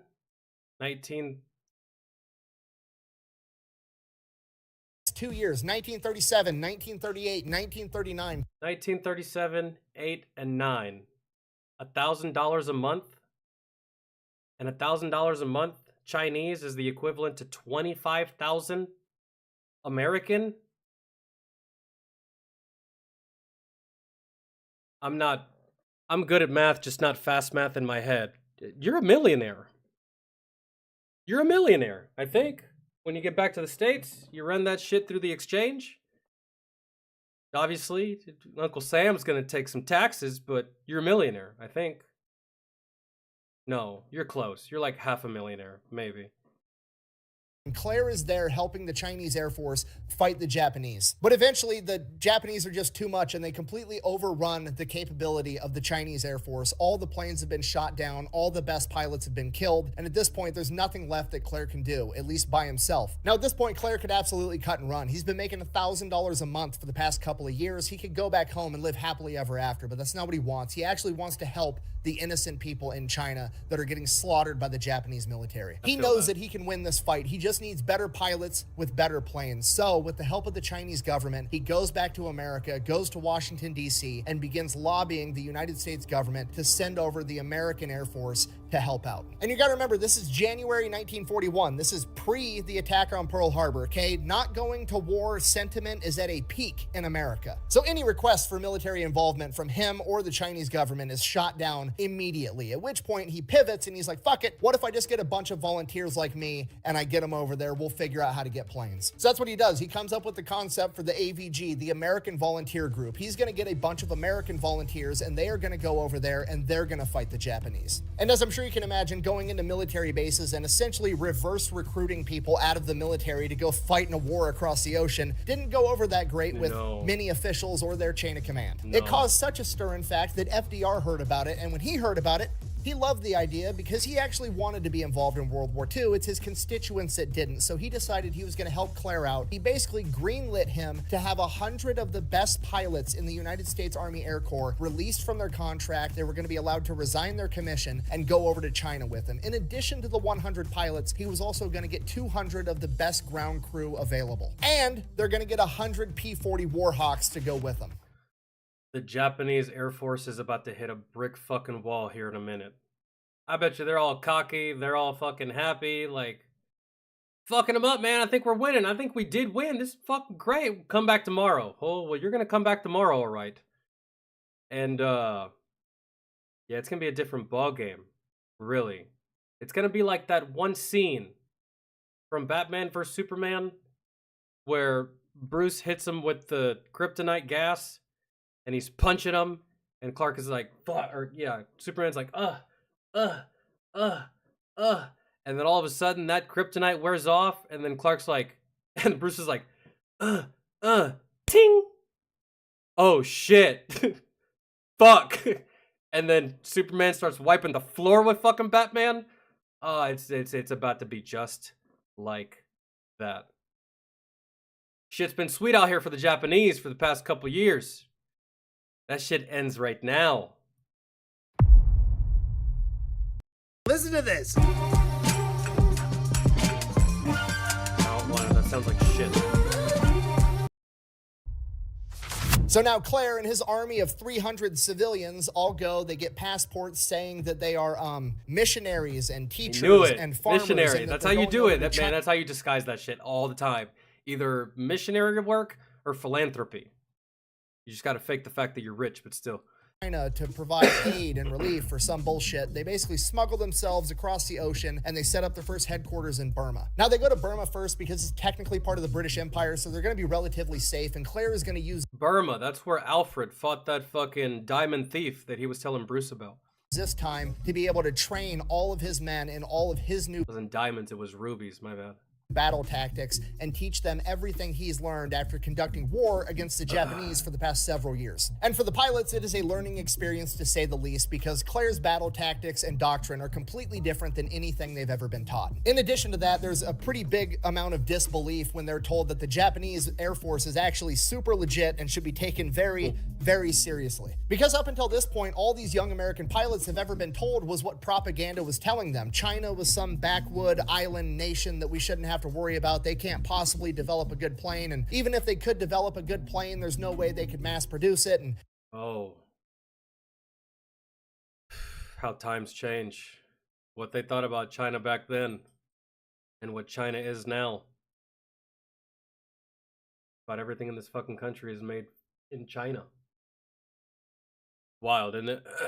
even if they could mass produce it, we interrupt our program to bring you this important message. and just to reiterate before I say this, I'm not saying this, I'm regurgitating the historical, information and propaganda at the time, but that information and propaganda that was being put out basically said even if the Japanese did have good planes, it wouldn't be an issue because Japanese people were flying them, and if they flew towards the sun, they'd have to squint, and when they squint, their eyes would be shut, and then they'd just crash the plane. You see? Oh, you don't see it? Okay. No way that was the propaganda. Jesus Christ.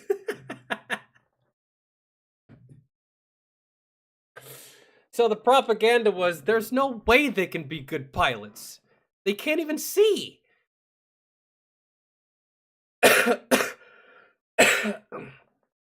That's wild. That is absolutely wild, and that's hilarious. That's...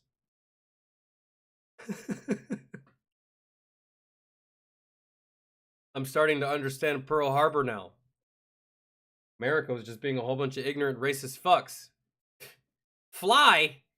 It can't even drive! Japan was like, oh, we can't fly? We can't fly? Watch this, motherfucker. Pearl Harbor. Careful you talk shit to, bro. You never know what kind of enemies you can make. Oh man, that's great. Obviously, that's fucking dumb, but guess what? Yeah. If you get told stupid shit your entire life, you're probably gonna end up gonna believe that stupid shit. It's just like, oh man, I'd like to think that I'm smarter than the basic propaganda. Right? Right? I feel. But that's just because I've seen the world. Some of these kids back then, they hadn't seen shit. They had never even left the country. I've visited a lot of places. I've seen a lot of places. Right? So whenever I hear propaganda, I'm just like, no, that's lies. No, I've been to that country. You're lying. Or some shit like that. But when you're in your own little cocoon, I guess I could see that being the case. Yeah. end up believing some stupid shit, and that's what's going on here. And it gets even worse because not only are the members of the AVG basically sleeping on the Japanese, whenever people tell me that like Taliban and Al Qaeda are superior fighters, I'm just like, who? What? Who? Who? I'm like the fucking owl from the goddamn lollipop commercials. Who? Nah, not them. Not like Soldier Boy when he was talking about Drake. Drake? Taliban? Superior? No, bro. I know you don't know shit about shit because I've actually seen those people fight. Fought against them. Don't stop with your propaganda, bro. That's lies. Lies. I saw a couple of those fairies on rollerblades with AKs. Oh my lord. I can't even fathom. Anyways. they've also been taught just a bunch of horrible battle tactics. Okay, you gotta remember, this is pre-America joining World War II, meaning that a lot of the combat pilots have all been trained by pilots from World War I. Who were the pilots from World War I? They were the boat rowing Ivy League college kids that were going up in the sky in their plane to have a gentlemanly duel against one another. Okay, the Japanese aren't playing that shit, and they can't either if they expect to win, and Claire has to beat that into these kids' heads. So much so that he actually goes ahead and he just outlaws dogfighting altogether. The AVG will not engage in dogfights. As great as the P-40 is, they don't have much of an edge against the Japanese fighter planes, right? They are slower, they are heavier, they are less agile. The only real advantage they have. So what is the point of putting yourself in a disadvantageous position? I agree. Yes. Is that they have more guns. Now, I'm paraphrasing here, but basically Claire Chenault walks into the classroom and is like, looky here, kids, the P-40's got more guns. That's really all we've got going for us. So we're going to turn weight into an advantage, okay? We're going to fly up really high, sneak up on them, use our weight to fall really fast, and shoot the enemy on the way down, okay? Yeah, dude, because at terminal velocity, the fact that you weigh more, yeah, dude, you're a fucking speeding bullet.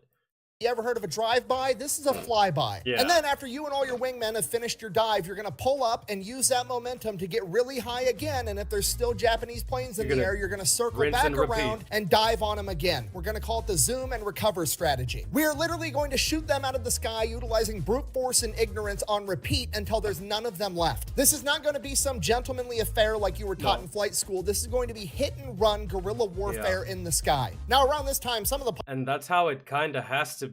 I love that mentality, really, because you've seen that before, right? That shit only works in duels. That's why he said no dogfighting, because what you're talking about, man, that shit only works in duels. And maybe back in the day, that was the thing. But bro, combat evolves, war evolves, the tactics, the strategies, the proficiency and efficiency, everything evolves. So maybe back in the day, something gentlemanly like 10 paces, turn around and bam. Or like if you're in the sky, right? You shoot a couple of bullets, give them time to maneuver, you know, be respectful. Shoot a couple more bullets, give them time to maneuver. If you score a couple of hits, you peel off and you know, let that plane run its course and it's no longer in the action. Yeah, no, we're at the point now where it's shoot to kill on sight no matter what period. And we don't have time for anything less. I love that mindset. I love that kind of strategy. You go in, you fuck up the enemy with no sympathy, no regard, no remorse, no nothing. You just straight up deliverance. And that's it. I wish I would have had more leaders like that when I was in the service. But at the same time, I fought in a completely different theater, so couldn't have been that way. It could have, but too many pussies and their whole fucking thing about war crimes. We could have ended that war in a day, really. But feelings and shit. Pilots just flat out quit. Some of them don't have what it takes, but the vast majority all immediately get on the same page, and that is partially because they trust Claire Chenault because he's been there, he's done that, and they're going to listen to him. But it's also because Claire Chenault treats these guys absolutely awesome. In the AVG, there is no rank. You don't have to wear your uniform. You don't have to salute. You can pretty much do whatever you want as long as you're giving Claire the results that he needs. According to legend, one of the more well-known AVG pilots, Tex, actually enjoyed going up in the sky and nothing but his cowboy boots and underwear, and Claire didn't give a shit one way or the other because the man got results. It's also around this... And it really doesn't matter, bro, because you're in a plane. If you want to get up there butt fucking naked, by all means. I'd probably still wear underwear. But if you want to do that, because, bro, you're in a plane. If you get shot down, it doesn't matter if you're wearing your uniform, you die. Your helmet, you die. Knee pads, you die. It doesn't matter the protective gear. It doesn't even matter what you're wearing. Fantastic. One time I responded to a firefight in my underwear. I had my boots on and long green socks and my tan t-shirt, stuff like that, but I responded to the wall in underwear. I didn't have the time. Frankly, I just completely forgot. It was 3 o'clock in the morning. Like, what do you want from me? But you know, you just do it, and as long as you do the thing, it doesn't really matter what you look like. I wish more non-military people actually had that outlook. They want us to be nice and courteous and professional, and they all want us to be Captain America. We ain't, bitch. Stop it. Bullshit ass fairy tale land ideas. Some of us are assholes. Some of us are dicks. Some of us are mentally unstable. But don't worry about that. We're doing the job, right? Fuck off. This point in time that they all decided to get a custom paint job of the shark tooth design on all of the P40s so that they were matching. Now, to be fair, did they come up with that design? No, they stole it from some Australian unit, but they're about to become the most famous and the most well-known for having it, okay? America does it better. I'm sorry, I can't help it. Also, I'm not actually sorry. So the AVG is about to finish all their training and they are about to start conducting combat operations. And then on December 7th, 1941, the Japanese attack Pearl Harbor. The AVG finds out, Claire Chennault tells his men, you're no longer just fighting for China, now you're fighting for America. And December 8th, the entire AVG moves into Kunming, China. While flying in, one of the pilots has a malfunction with his P-40, ends up crash landing. He gets captured by the Chinese locals and they almost kill him because up until this point, any crash landing plane was a Japanese person that was attacking them. He is damn near killed, but luckily they were able to recover him in time. And from that point on, it became standard practice for every member of the... I mean, bro, really, to be honest, whoever ran up on that guy could have clearly seen that he wasn't Japanese and could probably clearly hear that he wasn't Japanese. Like, hey, whoa, I'm one of you guys. Did that not give it away? Did the face not give it away? You think this was just like a really sophisticated Japanese person in whiteface? I'm sorry. That's just like, that's absurd. Come on, man. What did you think? Okay. The AVG to have a big piece of parchment stitched on the back of their flight jacket known as a blood chit, and in Chinese it read, this foreigner has come to China to help in the war effort. Soldiers and civilians, one and all, should rescue and protect him. Once they arrive in Kunming, all the members of the AVG are quite literally embarrassed at the hospitality they received from the Chinese. They are treated better by the Chinese than they have been treated by their own government. At this point in time, these people have basically nothing, and despite that, they are treating every single member of the AVG like they are a king. They have an entire because they're there to help. Maya. Detail making People the appreciate AVG and notice help like that. They'll reciprocate. as much incredible food as they can possibly eat. They're doing their laundry. Every member of the AVG has their own personal bedroom. They build them a baseball field and gun range because even back then, that's just what America's into. And then on December 20th, the Bamboo radar detects 10 Japanese bombers headed straight. Like, dude, there was this one guy that worked at a bazaar when I was deployed who would give me, he'd give me free cigarettes in exchange for, it wasn't, I mean, for free, we were trading.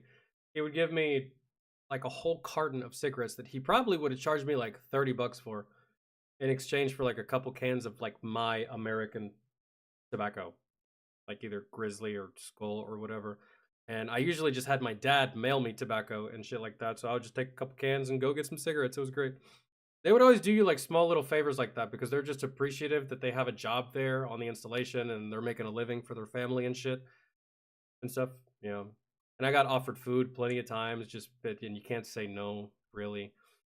And like they give you food and shit, and like they're really excited to give you stuff and like give you food or just like be in your presence because you're helping and shake your hand or just say thank you and stuff like that. They're very appreciative. A lot more appreciative than some people here. But on the flip side of that coin, you got a whole bunch of shitbags, so you can't really afford to get wrapped up emotionally in the stuff that, in the nice things that people are doing for you, because where I was, the bad people look just like the nice people, and they're dressed the exact same. Towards Kunming. Okay, this is it. This is what they've been training for. This is what they volunteered to come out here and do. On top of that, this is revenge for Pearl Harbor. They are going to be some of the first Americans to go toe-to-toe with the Japanese. This is Claire Chennault's chance to prove that modern fighter planes with skilled pilots can absolutely go toe-to-toe and win against modern bombers. He sends up 24 P-40s to intercept the Japanese bombers, and everything goes absolutely textbook perfect. They ambush them from above, shooting down 6 bombers bombers immediately, Jesus. heavily damaging 3 more and only allowing 1 to escape. And only 1 American P-40 was slightly damaged in return. This is an enormous victory and the first victory that the people of China have seen in a very long time. By the time the AVG members land, they are already national heroes. The Japanese, however, are absolutely pissed. They sent in 10 bombers with no fighter escort because they didn't think the Chinese had any capability of defending themselves. do now. The AVG is showing up and interrupting them slaughtering innocent civilians, and they're not going to stand for it. They are immediately going to hit back twice as hard, and this time, they're going to come ready. 3 days later, on December 23rd, 1941, the Japanese send 40 bombers. I just think it's ironic. It's not irony. It's just funny to me that this is yet another fucking L on behalf of Japan. Another L that I didn't know about. You know, it's funny. The older I get, the more time goes on, I learn more and more about significant failures for Japan. Like, it feels like in the past 10 years, year after year, I'm learning about a brand new L that they took. And I feel like it's endless. I feel like here soon, we're going to find out about another fucking L that Japan took. And like, no wonder y'all try to change history so much. I would too if I spent so much time losing. No wonder y'all try to lie in the textbooks and y'all try to have fucking shills from other countries try to protect and save face for you on your behalf. And you're always changing history and attempting to change history or obstruct what actually happened. I would do the same thing too. If I took that many fucking L's, I would have to at least lie about something like, no, wait. We won a couple somewhere in there. It might not be written down or anything, but we were there. I mean, like, we did the thing a little bit. Like, we're not complete dog water. Like, we scored some points in the fourth quarter. Okay, it's not all bad, right? That's why y'all do what y'all do, man. Because like, I feel like I'm always learning about a brand new L that I've never heard of before from your country. It's wild. Anyways. Bombers and 20 fighter escorts to attack. The AVG goes up, shoots down 12 of them, and loses 2 in return. Infuriated and embarrassed again, the Japanese attack 2 days later. And I'm not talking about overall wars. I'm talking about like just a whole bunch of significant battles, man, that like y'all spent so much time talking shit about. Only to find out that that's not the way it went at all. I mean, I knew that's not the way it went. We teach it the correct way here. But then there's even some historians that want to be like, oh, nope, wait, they actually... No, bro, they didn't. What are you talking about? Stop it. Later on Christmas with over 100 Japanese planes. The AVG was only able to scramble 12 planes in time. Despite that, they managed to shoot down 25 enemy aircraft. Unfortunately, 2 American P-40s were shot down, but... This is what happens, Japan, when your only strategy is peekaboo. That's it. At this time, your only strategy was peekaboo. You snuck attacked the Chinese, and then you snuck attacked America, and then once they got wise to the only tactic y'all had at the time, that was it for you. One trick pony. That's what happens. Both pilots were able to successfully crash land, and both of them survived. In the span of 5 days, the AVG has managed to shoot down approximately a third of the Japanese Air Force in that area. By this point, word of them has spread all throughout China, and they're beginning to call them the Feihu, or the Flying Tigers. From there, word quickly travels back to America, and they are one of the few good... I feel like the name Flying Tigers is much more badass because it was given to them by China. It doesn't have, for me, it doesn't have the same flair or pizzazz as if America would have given them that name. No, that name was given to them by China. It just feels cooler. Pieces of news that the American people are able to point to in the days after Pearl Harbor. Now, when you take all these things into consideration... Oh, yeah, they did. Yeah, I remember that. It was a bloodbath.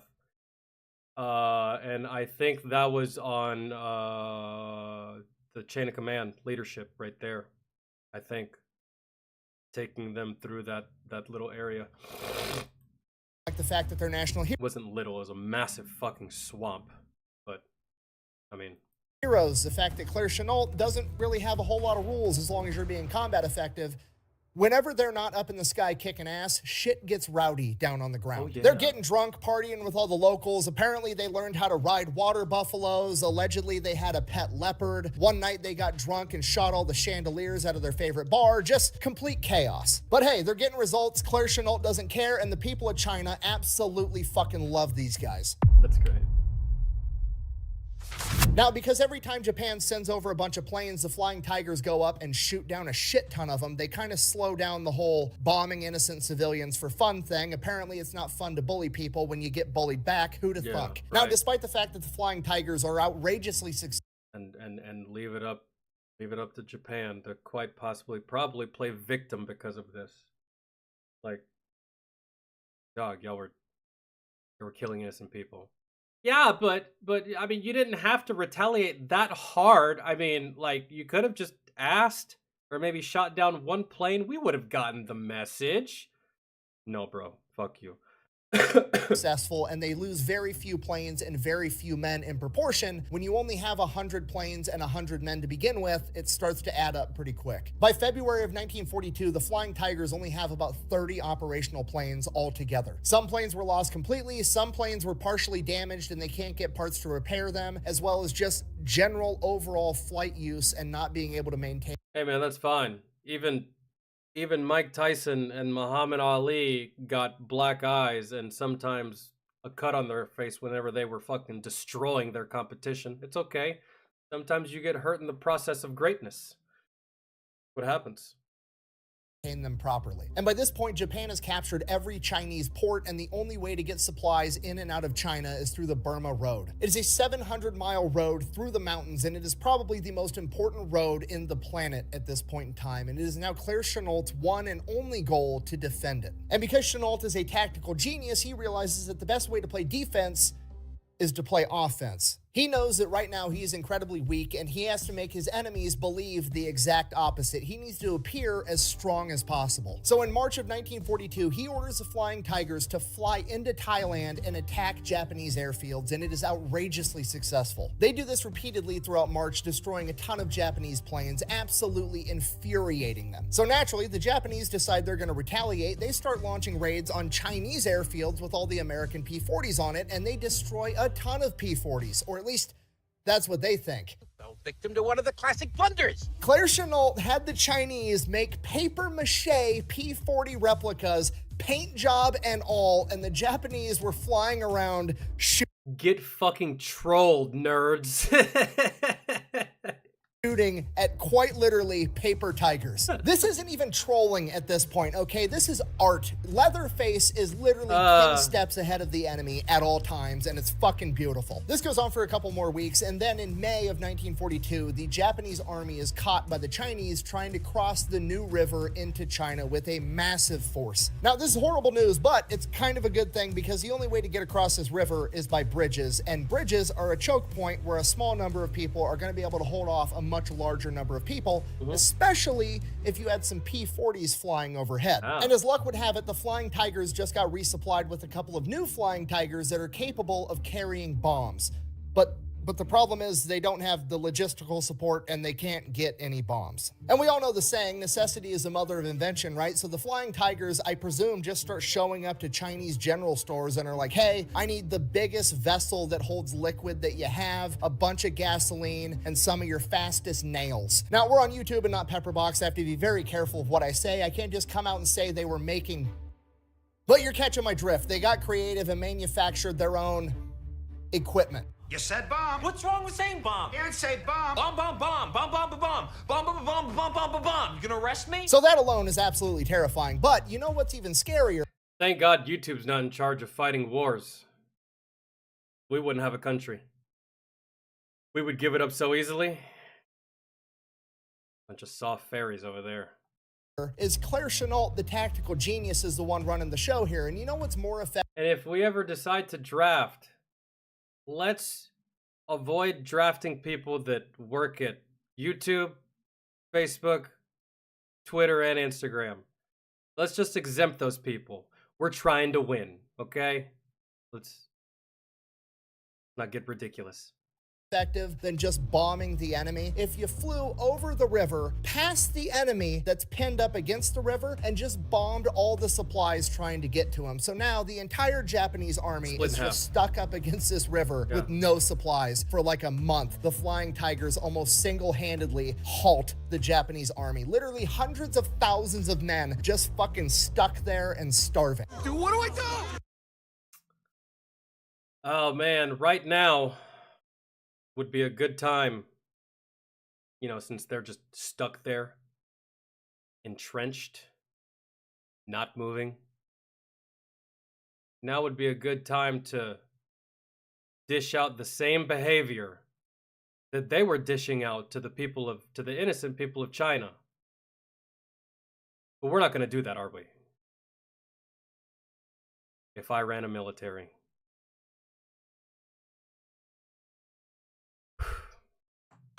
We'll be stuck here forever. Now, by this point, like mid-1942, the American military is really starting to get into gear, and they're actually starting to get forces out into this area. And a lot of the high-ranking, long story short, someone pulled someone's head out of their ass. Military officials do not like the fact that Claire Chennault and the Flying Tigers are by far and away the most effective aerial combat unit in the United States military at and that's your fault. Eat shit. This point. They have the most aces. They literally have 25 aces, and they only started off with 99 pilots. They have over a 20-to-1 loss ratio against the enemy, and by far and away the most experienced combat pilots in the world at this point in time. So there's this huge push within the military to basically absorb the Flying Tigers back into the military, and against Claire Chennault's requests and the requests of the Flying Tigers themselves, it gets pushed through, and it's gonna happen. On July 4th, 1942, the Flying Tigers are to be no more. But then the bamboo radar goes off one last time, and for the last time ever, 4 Flying Tigers in their P-40s take to the sky, intercept 12 Japanese bombers, shooting down 6 of them without losing a single man. And when they land, the Flying Tigers are officially decommissioned. After pretty much did the same thing to the Flying Tigers that they did to Michael Jordan's Bulls back in the 90s. That's great. That's grand. Fantastic. But you know, America. They can't just like let this shit slide. Come on back, man. Come on back. We're getting a little butthurt about the fact that you're making China look good, and we want to look good too, and we're kind of fucking stupid. But we got some smart people now, right? All the dumb ones are gone. Come on back so that we can all look good together. We had no hand in it, but come on back and we can pretend like we were the ones that were behind all this the entire time and take all the credit, and y'all get forgotten. Come on back. Come on. Let's do it. 7 months in combat, 23 of the 99 Flying Tigers would die in the line of duty. 4 of them in aerial combat, and the rest to ground fire and training accidents. But they took with them 299 Japanese aircraft. There you go. Claire Chennault is to re-enter the United States military at the rank of colonel, and the rest of the Tigers are presented 2 options. They can return back to their previous unit, or they can stay and assist Claire with transitioning the new force over. All of the Flying Tigers are absolutely furious. Claire Chennault doesn't want this to happen. None of the Tigers want this to happen. They had an absolutely incredible team, and they wanted to keep it together as long as possible. Because of that, many of them choose to leave immediately and return back home to their original unit. Luckily, a couple of the Flying Tigers do stay and help Chennault with this transition, and it is a very rough transition because the new man in charge is Joseph Stilwell, aka Vinegar Joe, one of the most controversial and disliked generals in American history. I mean, the audacity for this dude to show up in theater and just be like, wow, you've accomplished all of this with only 300 men. You know what I should do?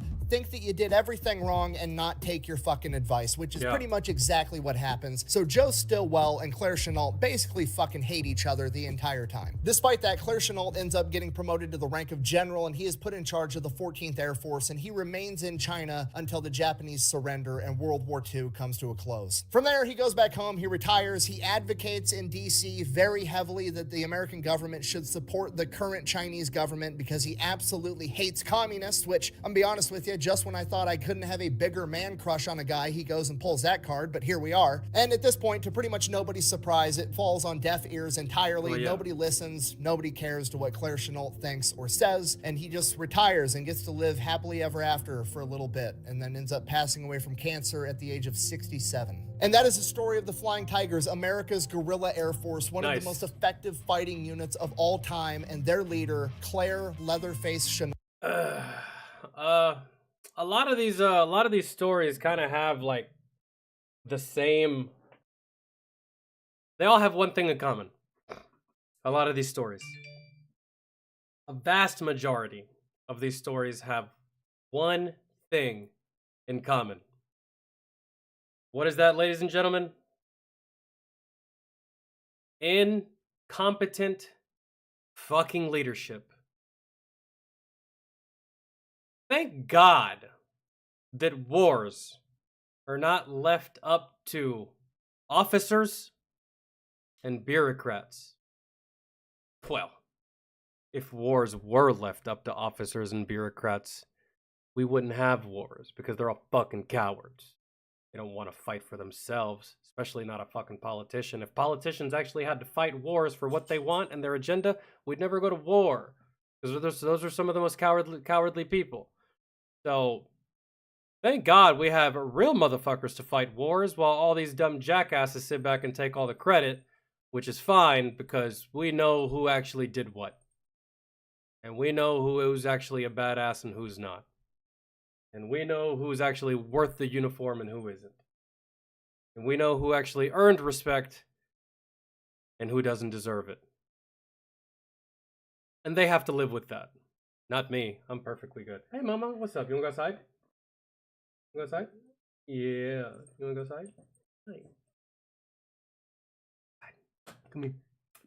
Come here. No? No? Come on. Okay. Let me let her outside real quick.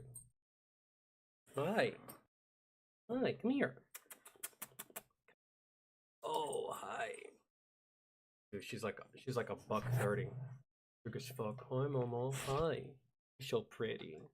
So pretty. She's a little diva, just like my niece. Hi. Alright, I'm gonna take her outside real quick. What's up? Can you go outside? Go outside? Yeah? Yep, that's the one. That's the move. Take her outside real quick. I can't leave her out there for too long, bro. Like, it may be 4 o'clock in the afternoon, but it is cold as fuck outside. Like, in Virginia, dog, don't let the sun fool you. Come on, hey, dude, you gotta get out of my way if we're gonna go outside. Come on. Go. Let's go. Fucking freak.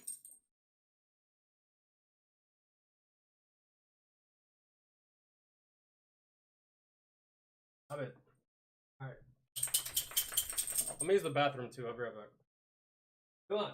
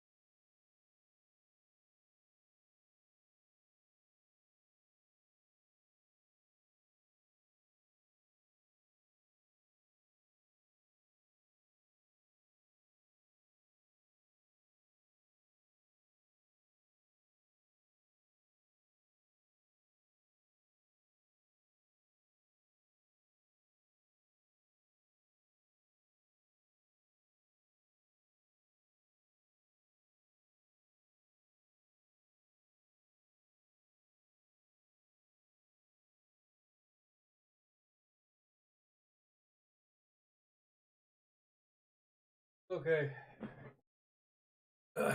She didn't have to go out. She's just hungry. It's not time for her to eat yet, but she's being needy. Alva, come on.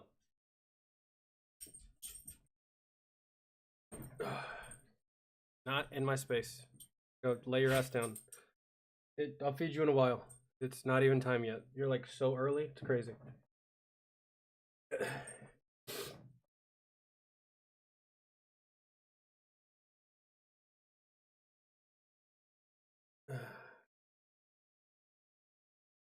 It was so cold. Like yesterday and the day before, it snowed all night, and then there was just snow everywhere throughout the day.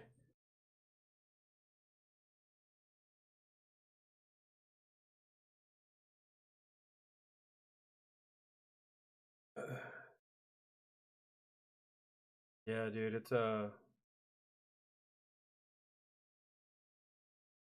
all these people talking about global warming. I don't feel warm. I mean, my ass cheeks do because I'm sitting on a heating pad just to keep my core temperature normal. But all this talk about global warming, I miss that global warming right now. I wish it was warm. Give me a little bit of more global warming. That'd be great. Can I get some extra global warming on the side? A little bit. Can I get a number 2 with a large global warming? That'd be great. Maybe a 6-piece global warming? Global warming sauce?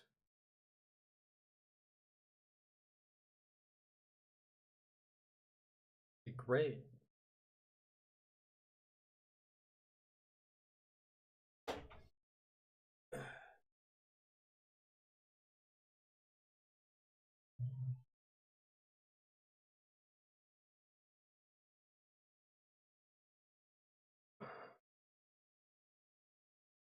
Okay, bet. Let's do this one. And then I can, Mr. Ballin. You know, now for some Mr. Ballin.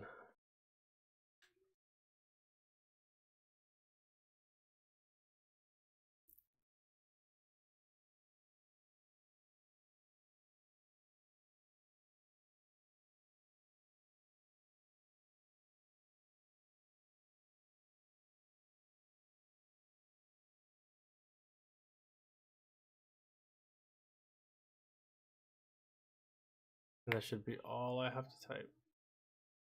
Yeah. Alright. The horrific mystery only one Australian could solve. Alright.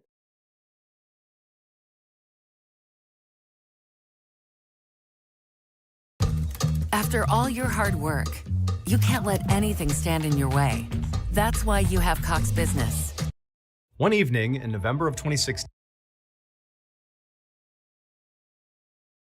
So this happened in Australia?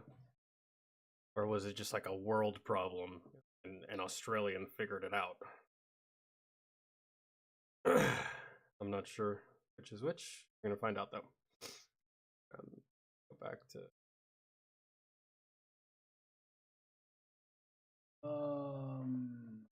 oh, Reaper, what's good, dog? How are you?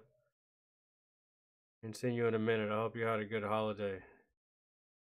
You had a good Christmas, Thanksgiving, New Year, all that shit. And I hope you're staying warm. The most important one.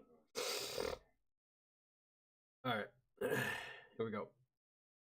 One evening in November of 2016, a professor was sitting outside in his backyard during a torrential thunderstorm. The sky was black. I'm sorry. I blacked out for those 7 seconds. One evening in November of 2016, a professor was sitting outside in his backyard during a torrential thunderstorm. The sky was black, rain and hail were falling everywhere, and all around him, all he could hear were countless sirens. The city was in the middle of a full-scale disaster. But this professor was not actually shocked, because the day before, he had predicted this, and he had tried to warn people, but his warning had not worked. And now, people were dying in the exact way he knew they would. But before we get... And he was probably like, I fucking told you! I'm sorry. Oh man, the kind of person I am, it'd be a little hard for me to not be smug in that situation. Like, well, this could be a movie.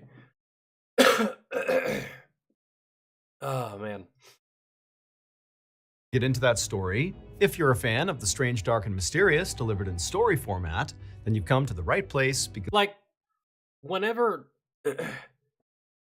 people like give warnings, wouldn't it just be like a little bit smart, just a little bit to just check that, right? What's the worst that can happen if you check it?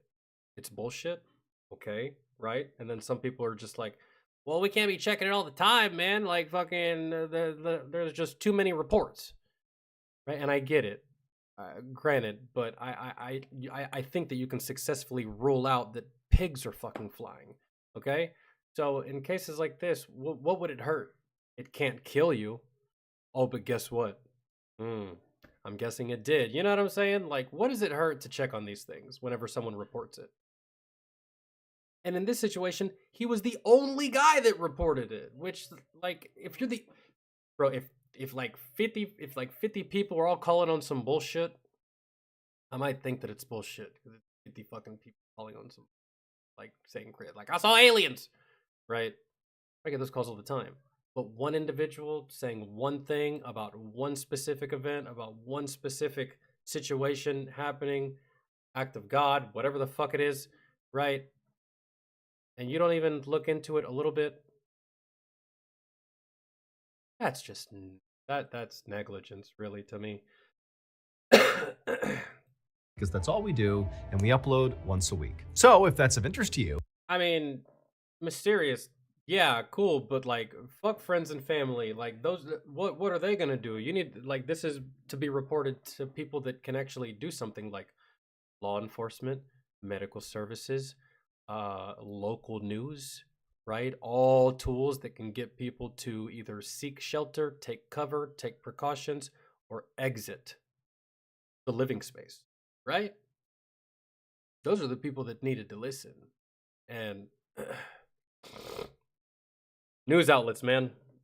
Guessing if it doesn't have to do with the Kardashians, it's just not that important, man. We'll deal with the consequences tomorrow. It's fine. please buy the like button, a gift certificate to a massage parlor. But before they go in, make sure to replace all the massage oils with honey and fire ants. Also, please subscribe to our channel and turn on all notifications so you don't miss any of our weekly uploads. Okay, let's get into today's story.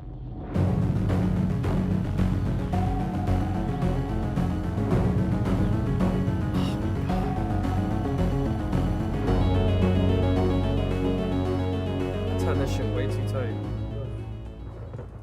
At 5:30 p.m. on November 21st, 2016, Jody Santoro, who was a 21-year-old mother in Melbourne, Australia, woke up to the sound of her 4-month-old son crying. Outside, there was this horrible thunderstorm going on. All this rain and hail were pelting the roof, and the wind was so strong that all the windows in the house were rattling. Jody reached over and grabbed her phone on the nightstand and checked the time, and she saw right away that she had overslept. However, it had been a really hot day that day, and she was so drained from the heat and also taking care of a 4-month-old that she wasn't really surprised she had overslept. But as the sound of her son's cries intensified, Jody knew, no matter how tired she was, she needed to get up and go tend to him. But the instant her legs swung off the bed and she actually tried to stand up, she knew something was wrong, and it had nothing to do with being tired.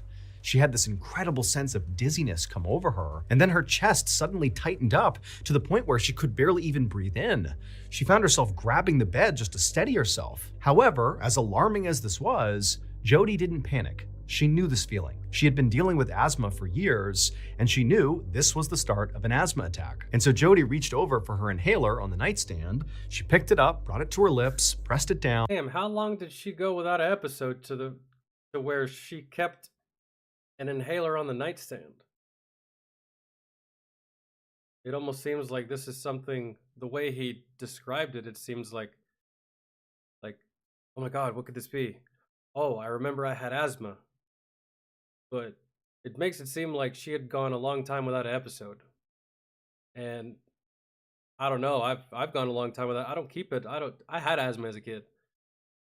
After the asthma went away, I never even bothered to keep an inhaler on the nightstand. Maybe she's just really cautious, I guess. Maybe it was just the way that it was conveyed. Anyways. And then took in a measured breath of the medication, expecting to pretty much immediately Or did I miss the fact that she does have asthma? feel relief, but she didn't.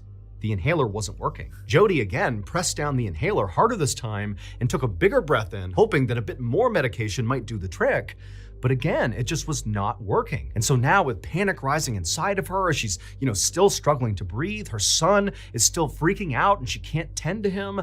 And all she was thinking is, I have to get my nebulizer, which is basically a more robust version of an inhaler. It provides more medication more quickly into your body.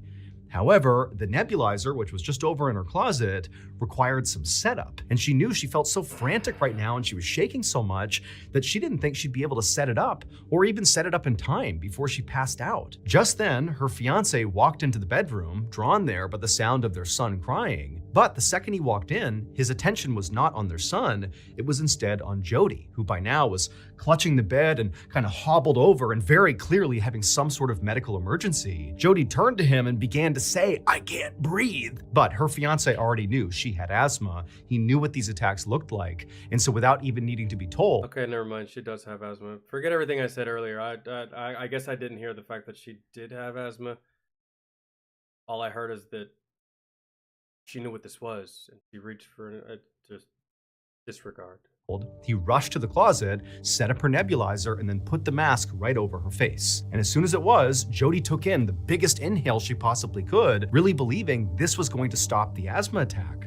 But just like the inhaler, the nebulizer didn't work. It felt like with every breath she was taking, her lungs were shrinking, not expanding. And so Jody turned to her fiance and croaked out, call an ambulance, her voice barely audible. And so her fiance, who also was now beginning to panic, grabbed the phone, and as he was talking to the dispatcher, trying to relay all the details of what was happening, outside this thunderstorm was only getting worse and worse. The hail and the rain were battering the sides of the house and all the windows were shaking. I mean, it was absolute bedlam inside of this house. The next few minutes were torture for Jody. She laid on the bed waiting for paramedics. Her breaths at this point were so small, so shallow, like she knew she was about to pass out any second. And then finally the paramedics rushed inside. She knew there were two people in the room, but it was so chaotic. And all she could say when they showed up in the room was, I'm going to die. I'm going to die. The paramedics lifted her off the bed. They put her on the gurney. And as they wheeled her out the door towards the ambulance, her world went totally black. We're all looking for a fresh start this time of the year, whether it's trying to eat better or lose weight. I don't know, there was a crying baby. There's bad weather, and then a crying baby, and then the mother starts to go into, I guess, some kind of anaphylactic shock. And all I can really think of, the nerd in me, is just like, I think your baby might be a mutant. Like telekinesis or some shit, and he's like force choking you because he's upset because he, you know what I mean? Like on some The Boys type shit. We all have some bad habits we're trying to stop. Probably not the fucking case. I'm making shit up. But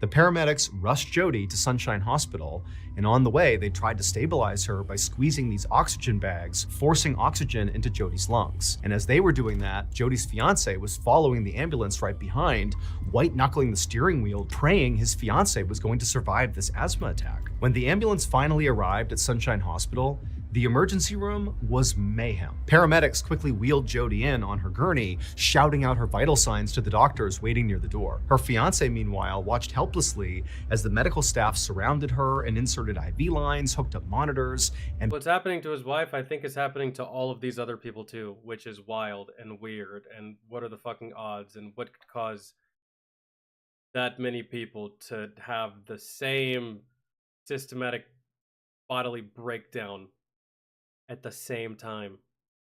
That's just what I'm guessing. I think that's why the hospital's so packed. She's not the only one experiencing this. And began intubating her to force even more oxygen into her lungs. But fortunately, this rapid medical intervention, once Jody got to the hospital, appeared to work. Because not long after getting there, Jody did begin to stabilize, not enough to suggest that she was actually all better, but her condition basically began to improve. However, the moment she began to improve, instead of the medical team, talking to her and figuring out what happened and making sure she really was on a path to recovery here, instead, or maybe the hospital's just packed because of the bad weather and people were just fucking each other up on the road. Who knows? The medical team literally ran out of her room, back out to the front of the ER, because by this point, the Sunshine Hospital ER was overflowing with patients. There were all these people in the waiting room and also outside, and basically everybody had the same symptoms as Jody. They couldn't breathe. There were people slumped on the ground against the wall, screaming for help. I mean, the medical team was totally overwhelmed. And on top of that, at least you know how to fix it. I hope you have a lot of intubating equipment, because that seemed to stabilize it. There were ambulances literally lined up around. Yeah, so dude, I was right. What the fuck could cause that in so many people at the same time with the same side effects and the same everything? Like, I can think of like if there was like a carbon monoxide leak that just like flooded an entire neighborhood of people and they didn't know. And like they just started to fucking fall ill. Well, just started to drop like flies, really, until someone put two and two together. But I don't know. The way he's telling the story, and from what I saw in the thumbnail, something about the storm is emphasizing something. I don't know why. He made a big deal about the weather for a reason. Around the block waiting to drop off patients. There just wasn't any more space. But nonetheless, doctors and nurses and the medical team at the hospital worked furiously, moving from one patient, aside from a pandemic, of course, yes, like COVID, patient to the next, sometimes in an exam room, sometimes out in the waiting room, sometimes outside. It's wherever the patient. But with shit like that, with shit like COVID, that shit's gradual. Even if it's even if it's spreading fast, it's gradual over the course of time. This was just, this right here was just like a very sudden,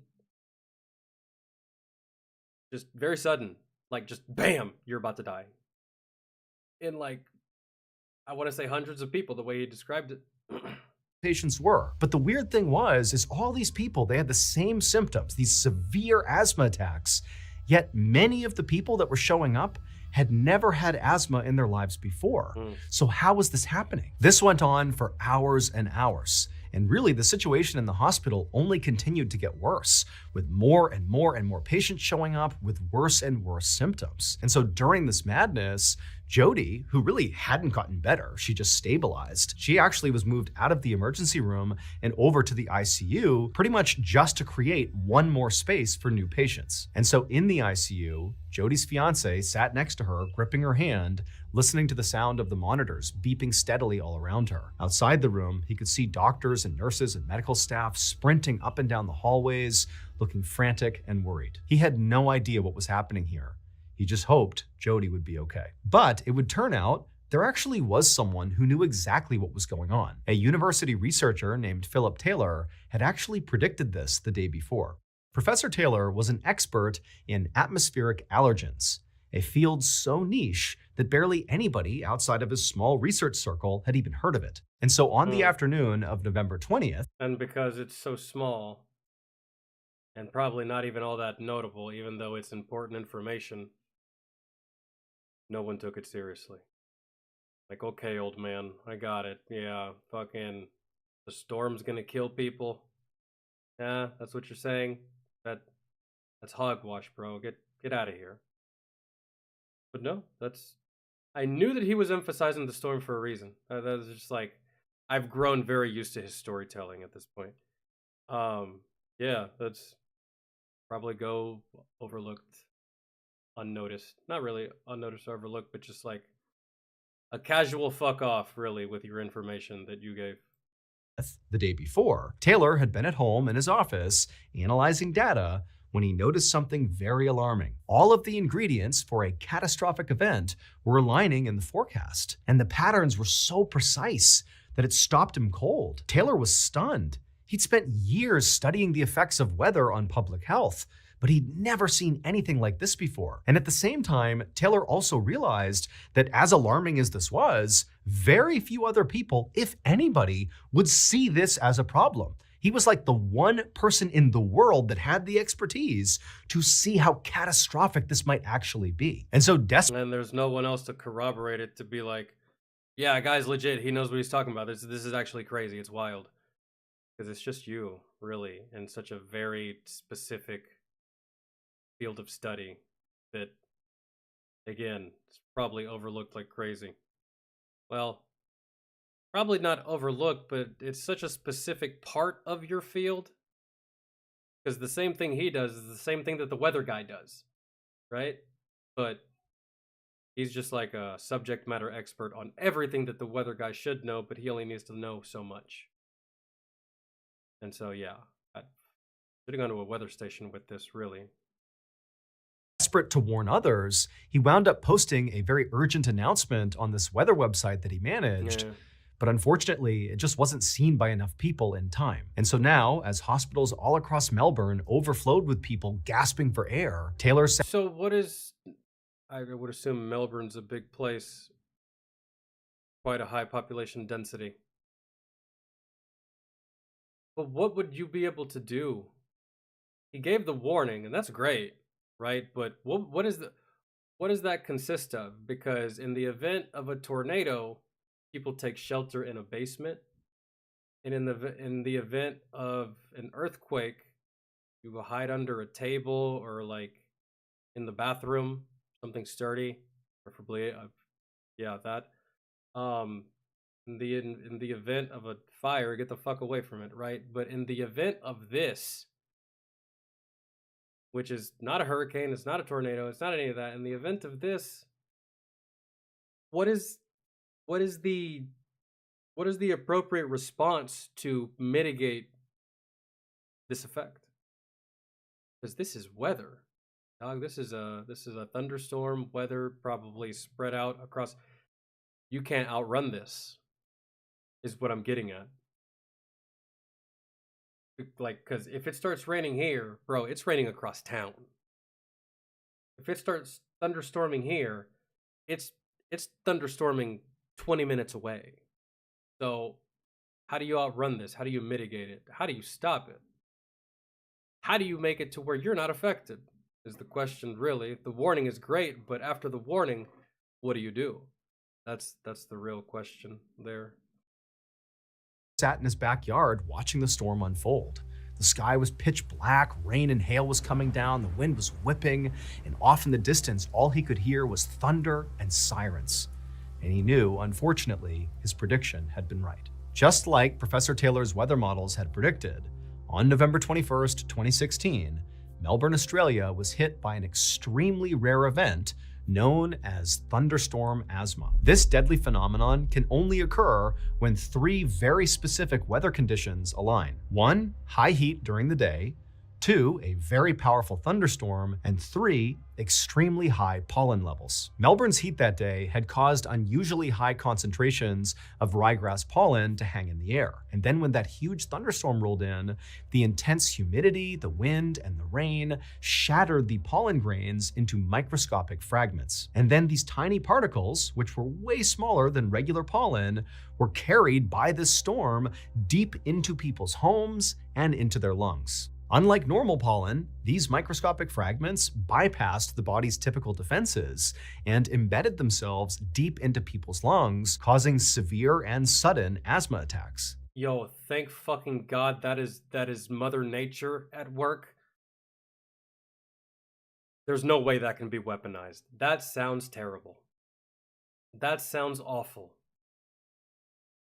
And God forbid you died from this? What a terrible way to die.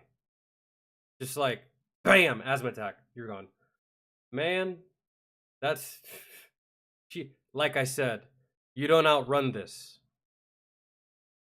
You suffer, slowly. Pray that you don't live alone. I guess. I don't know. Now, for people who already had asthma, this was catastrophic. But even perfectly healthy people found themselves gasping for air, overwhelmed by the sheer density of this microscopic pollen. The storm had essentially made the air everybody in Melbourne was breathing deadly. As for Jody Santoro, she would spend days in the ICU, hooked up to monitors, with machines pumping oxygen into her lungs, while her body fought to heal. But she was lucky. She would eventually recover. And in the days that followed, she would... And dude, and the shitty part about this is you don't even get compensation. That's it. Compensation doesn't apply to an act of nature. At least I don't think. learn the full scale of what actually happened in Melbourne. Nearly 10,000 people had flooded the hospitals across Australia complaining of the same symptoms that Jody did. And unfortunately, of those 10,000, 10 people actually lost their lives, and many of them were totally healthy and had never had an asthma attack in their lives before. Damn. For Jody, despite surviving this ordeal, That's wild. the awful memory of what happened on that night will forever be on her mind. She is now all too aware of how fragile life can be and how quickly things can change. That's nuts. That's killed by a thunderstorm. And in the worst way, too. In my head, I was always like, if I'm going to get killed by a thunderstorm, I just hope that it's like one really insanely strong bolt of lightning and boom, done. And I always had it in my head that that's the only way a thunderstorm could kill you, unless you were just fucking negligent as fuck, doing dumb shit. Lightning strikes a tree, the tree falls, and for some weird reason you're just standing out in the middle of the street. Tree falls on you and kills you. But that's always how I thought that the only way I could get killed by a thunderstorm is just to get struck by lightning. Turns out that's not the only way to die from a thunderstorm. Albeit extremely fucking rare, but and there's nothing you can do about it either, bro. That's pollen. 1, you can't do shit about the heat. 2, you can't do shit about pollen. And 3, you can't control the weather. But if you could control all 3, you could rule the planet. Hell, even just being able to control 1, you could do some damage.